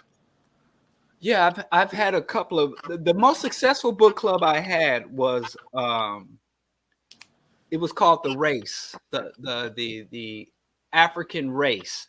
And RACE was an acronym for Research and Application Collective. And why that was so successful is we would read and then we would conceive of projects that would directly apply the theory and philosophies that we were reading. And so we had real world activities tied to our efforts of research, which made people more enthusiastic. That was most successful. I've had other reading groups that kind of, fade into obscurity. There was an atheist book club that I was a part of that I got kicked out of because they said that we're here to they didn't want, you weren't allowed to attack religion. So we would be reading about massacres and slavery and genital mutilation coming from theocratic sources, but I couldn't say anything disparaging. The guy was like, I came here to build up atheism, not to tear down religion.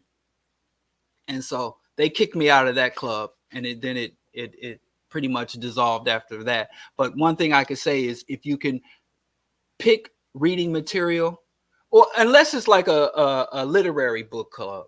I don't have much experience with that. Most of the book clubs I have were deliberately political. So as far as reading literature, reading the arts, which I think is much value in, I don't really know. But what I say about that is real world applications and opportunities to work on the ideas, because people will read something, be very enthusiastic and motivated by it, and then it's like, okay, on to the next book with really nothing besides the time you spent to show for it. So that's what I would say. Awesome. Thank you for that advice. It's going to be a political book club, and thank you guys for all that you do. Please keep up the good work, and peace. Peace. Colo. All right. Denzel. Where is he at? I'm here. Can y'all hear me? Yes. Hey. Good to see y'all. Real. I'm a real nigga, boy. I just too real. I'm a real nigga, boy. That's all I could say, man. When I heard that online, that just spoke to my soul. That's all. I just keeps it real. All right, Denzel, I'm sorry. No, it's all good. It's all good. So 2 quick comments and a question. One, Skip, your song, Asada Taught Me, I play it before any direct action I go to or any organizing event. So I just wanted you to know that. That song is super cool. Accomplice. That dude that shot that highway trooper and said he was listening to Tupac, and that's why he did it. Don't respond to that. As your counsel, I just wanted you to know that. But no, it's super dope song. Second quick comment. I know earlier y'all were talking about January 6th. If y'all haven't already, I would highly recommend y'all check out War Game on Amazon Prime. It was a simulation exercise that several like federal officials, U.S. military, and other. I think they got like some consultant from some veteran nonprofit where they ran through a scenario where there was a coup attempt within the U.S. military during the transition of power in January of 2025, and they went through this full simulation to practice dealing with a possible mutiny or attempt at a mutiny. Y'all should check it out. To your point, Diallo, yeah, they'll if they do it again, they'll definitely be prepared. They've been running simulations, exercises. You know how that goes. Well, it's just an ego thing at this point. It's not about justice. It's not about protecting American democracy. It's just they misread and miscalculated. Like, because the cops who got stomped are just as racist and reactionary as the rednecks who stomped them. So this is basically an ego. Now, we believe all white folks are together. They stick together. And we believe we're oppressed because we don't stick together. And we have this illusion about white people being a unified group. But white people have way more internal conflicts and way more internal antagonisms than they are. Like I tell anybody, if you think the N-word and the slurs they have for us are bad, you should look at the slurs white people have for other white people. Ask an Irish guy about a slur for an Italian. Ask an Italian his slurs for a Frenchman. Ask a Protestant what he'll call a Catholic when they're around. Ask the Catholics and the Protestant what they call the Mormons. So when we see them stomping and prepared for that, don't think, well, oh, the police are fighting for democracy. The police are fighting for liberty. The police are fighting to protect the integrity of American democracy. They are fighting because they were like, oh, you made us look stupid. You know, you hit me and you got hit. They were hitting cops in the head with fire extinguisher and stabbing them with flagpoles. At the same time, they had on Protect the Blue and back the blue t-shirts on. So it will when you see when you see they're both villains. It's Lex Luthor fighting Darkseid. You know, it's two villains fighting each other, and don't think that that's a win for us. But yeah, they ain't gonna put that was a once in a lifetime thing. They're gonna be ready. And the only thing they can do is if they go somewhere other than the U.S. Capitol. Right. So they might be able to bum rush like a local county office that's counting votes. And it's trending toward Democrat, trending toward blue. Like you got a red district that trends blue. They might rush up and stop count. They might do some small scale localized shit. But this national shit, you're going to have to come at it a different way. That makes sense. That makes sense. The question that I had, and this is my last one. I'm really curious, Diallo, to get your take on this. Would you consider the lawsuits that the Democratic Party had placed on the Green Party and PSL being on the ballot to be a form of voter suppression? No. It's not a form of, but it is a form of puppeteering. But it doesn't suppress anybody's vote. Everybody still has the right to vote. And if someone is manipulated into voting green, or if somebody is voting green consciously and deliberately on principle, because I don't believe there's a such thing as wasting a vote. Voting is not gambling. You're not playing to win. You're not trying to pick the winner. You're not at the horse race. So people, whether they're voting because they're manipulated and don't understand what they're doing, or they're voting because it's not suppression. So no, but it is a form of puppeteering and manipulation, but not suppression. And for context, the only reason I thought about that question was because I live in Tennessee, and so luckily enough, Green and PSL will be on the ballot. But I was just thinking, like, they're not on the ballot here, though. Interesting.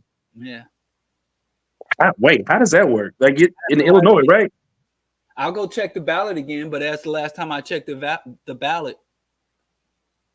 Wow. Well, that's +1 for the South, Skip. But yeah, no, I was wrestling with that question because I was just thinking through, like, because I know that some states, like, even if you write, or at least to my knowledge, even if you write in a candidate, I don't know if that necessarily goes toward like that, like listen, in the ballot this coming, there's two tax proposals. That's the thing. The people that tell you don't vote not to change anything, they are either lying or they're stupid, or both. There are much more serious items on the ballot. There's a bunch of judges that we get to vote on, and we've got some progressive judges that support the bail initiative, eliminating cash bail, and we got some hang 'em high judges. Generally, I mean, voting does have real world impacts. There are Black people who would have otherwise been on death row. There were Black men who were tortured into making false confessions, and public policy and voting and putting in the correct representatives in the right spot is literally helping people. People are getting insulin that otherwise wouldn't have gotten it. And I know there's a lot of comfortable progressives who can sit in their high horse where they don't have student debt, they're not on Medicaid, they're not on Section 8, they don't receive food stamps or any other supplements. They can sit there and talk about voting their principles. But I understand people on a grassroots day-to-day level where federal legislation and policy changes can disrupt their abilities to feed, house, clothe themselves. And I'm very sensitive, and I think progressives should be responsible for that, because all these motherfuckers up here sitting there to vote this, vote that, y'all not going to hear from them after November 7th. They're going to disappear for 4 years, just like Jill Stein does. They'll be gone. And whether it's the ramification of a Kamala or a Trump administration, they're not going to be there with you. So I understand when Skip opened us up with like people voting their wallets, I said I sympathize with that, and I think that is fertile soil we can cultivate. Versus people saying we got to vote to save America.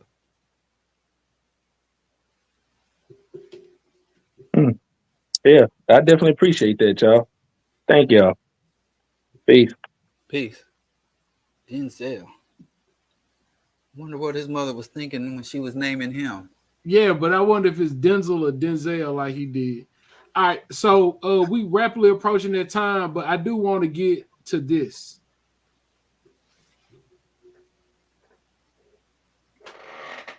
Yeah, that was unfortunate. Man, listen, bro. My wife said it was that the 9/11 fallout. Oh wow. That's what she suspects. Um, Because he was there at ground zero. All those ground zero people got all kind of weird tumors and bloodborne illnesses. yeah, man. So I want to say this about Ka. You know, may his spirit be. You know, when I talk about like rappers that are swordsmen, I talk about Andre 3000. I talk about Mos Def, and I talk about Ka. Ka is a swordsman. Like that was one of my dream. Like I would love to just boogie with him once, just to see what it is. So yeah, like yeah, may peace be upon him. Yeah. Oh yeah, Peace to Ka. I don't know how Andre got on that list. Because I got ears. Somebody in the chat, you can't have ears. Somebody in the chat, let me show you this. They say favorite songs of Ka. You can really go with anything off Descendants of Cain. That's my favorite Ka album. The new record is really good. What's the name of it? The Thief Next to Jesus. That's really I haven't good. heard nothing off that. Yeah, it's super tough. Woeful Studies and Language Arts are both really solid, but I think Descendants of Cain is just like what he was doing. Yeah. And The Thief Next to Jesus was just, yeah. I'm gonna look at it. Yeah. And like he has one thing. He was like, if you really love me, you would have gave me that collection plate. like yeah, like it's the album. Okay. yeah. Been like, out for a month. Okay. Yeah. So yeah, I was definitely going to say something about Ka to end it. So, y'all give Ka some spin. Well, we got to stop waiting for people to pass to. Hey, indeed. I will also say this. I didn't know, like a lot of people hit me about it, and I didn't know that as many people were hip, and a lot of people that were hip was like, nah, bro, like you told me about Ka, I checked them out. So yeah, like so it's super. Spread the word. Johannesburg. Spread the word. I really like Ka. Word of mouth is still a thing. Yeah, I really like Ka. Like Ka was one of them ones, So yeah, this was fun, man. We doing good. Like we didn't even get to the Democrats. Now everybody's gonna think we're blue dogs. No, we just got to run it back. Yeah. So maybe we'll set up a time to run down the viability of Kamala's platform. Hey, hold on. Hey, bro, Lindbergh Residential. If anybody on here got my number, you know what I'm saying? If Lindbergh need it, like hit somebody and get it, bro. Hit my line. I would love to just kind of run through some Ka with you. One of my favorite lines, he said, the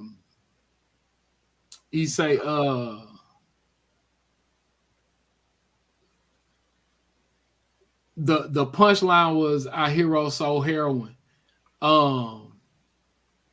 But like he was just, it's not as complicated as you would think. You know what I'm saying? Like he's really talking very plainly if you know the references. So if you don't know him, I'm assuming you might not be from that type of spot. But yeah, we can run that down. I would love to help you, you know what I'm saying, get in the Ka. And I think this is hilarious before we go. I wonder if people listen to Diallo talk. I mean, saying a lot of things is that's wild to be like Diallo is a Democratic shield. Like Where do I submit my invoice? that's crazy. Where do I submit the invoice? If what I've been doing qualifies, where do I submit my invoice? Obama came out the gate doing this. Yeah. Came out the gate. He's been doing this since 2008. So, but I don't know what he means finger wagging at black men from the left. I don't know what the fuck that means because Obama is not on the left and he's not coming from a leftist perspective. Well, I do want to say this though, and I know I've been trying to get out here for 20 minutes, but like, what if black women vote for Democrats at 98%, black men vote for Democrats at 92%? Like, there is no other group of men on the planet that are as forward thinking as black men are. And that's just what the data says. Black women are 1, black men are 2. Here's the problem. Okay. Can I tell you the problem? Where we fall off, where we fail? What's that? Yeezy, Kanye, Lord Jamur. There are a lot of prominent black men who either openly and enthusiastically support Trump and the neo-fascist platform, or they like to speak tangentially, where they don't, like Dr. Umar.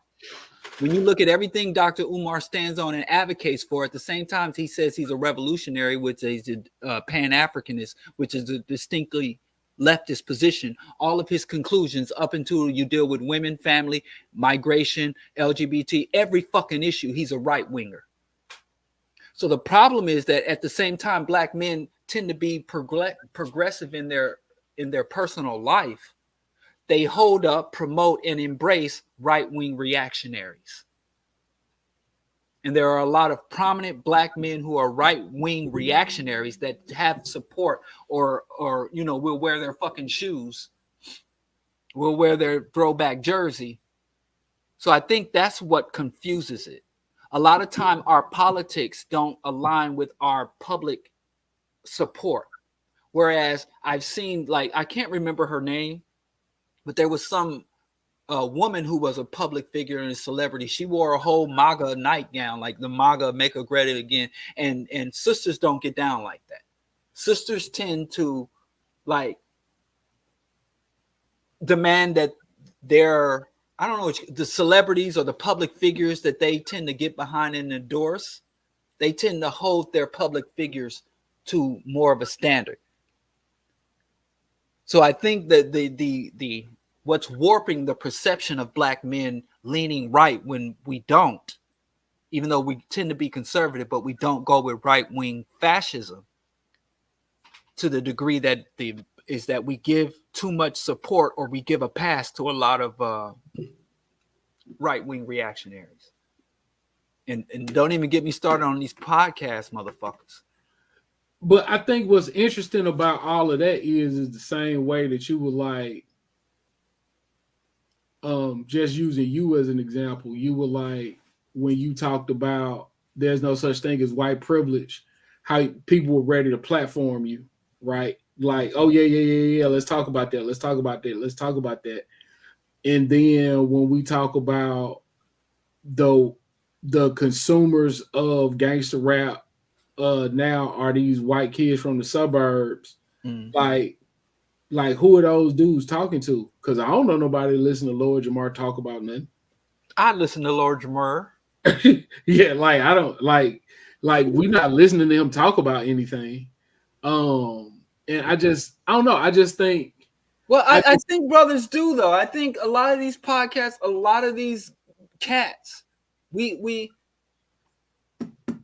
first of all, I just think that's it. There's a lot of prominent figures who are prominent black men who carry at least passive, if not active support.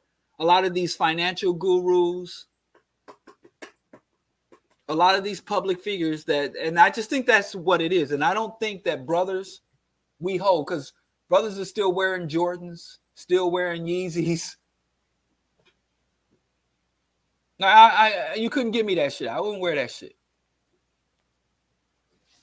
So we tend not to go that. But I don't think that I think the Democrats should be grateful and groveling for what support they do get from brothers. I'm not saying that brothers are obligated or would admonish them for abandoning. My position is if you reject or critique, criticize, condemn the Democrat from the left, you have my full support and I stand with you. But you cannot use the failings of the Democrat to justify becoming right-winger, reactionary, conservative, theocratic. That's my only thing.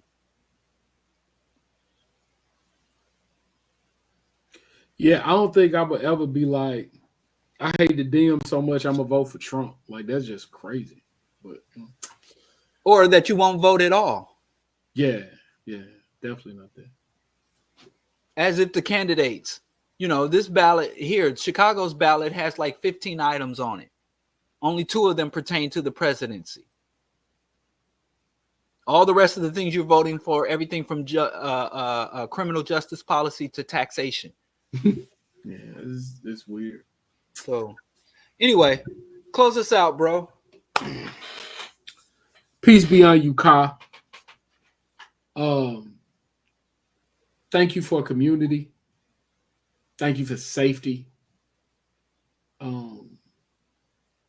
Thank you for love. Thank you for patience. Thank you for kindness. Thank you for grace. Thank you for correction.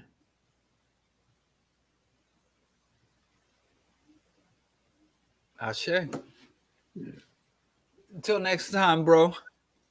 Right on, bro. Look for my notifications. Yeah. I'm ready. We gotta happening. Yeah, we gotta go and get it popping. Right. Yeah, man. Love you. All right, bro. Peace. All right. Oh, there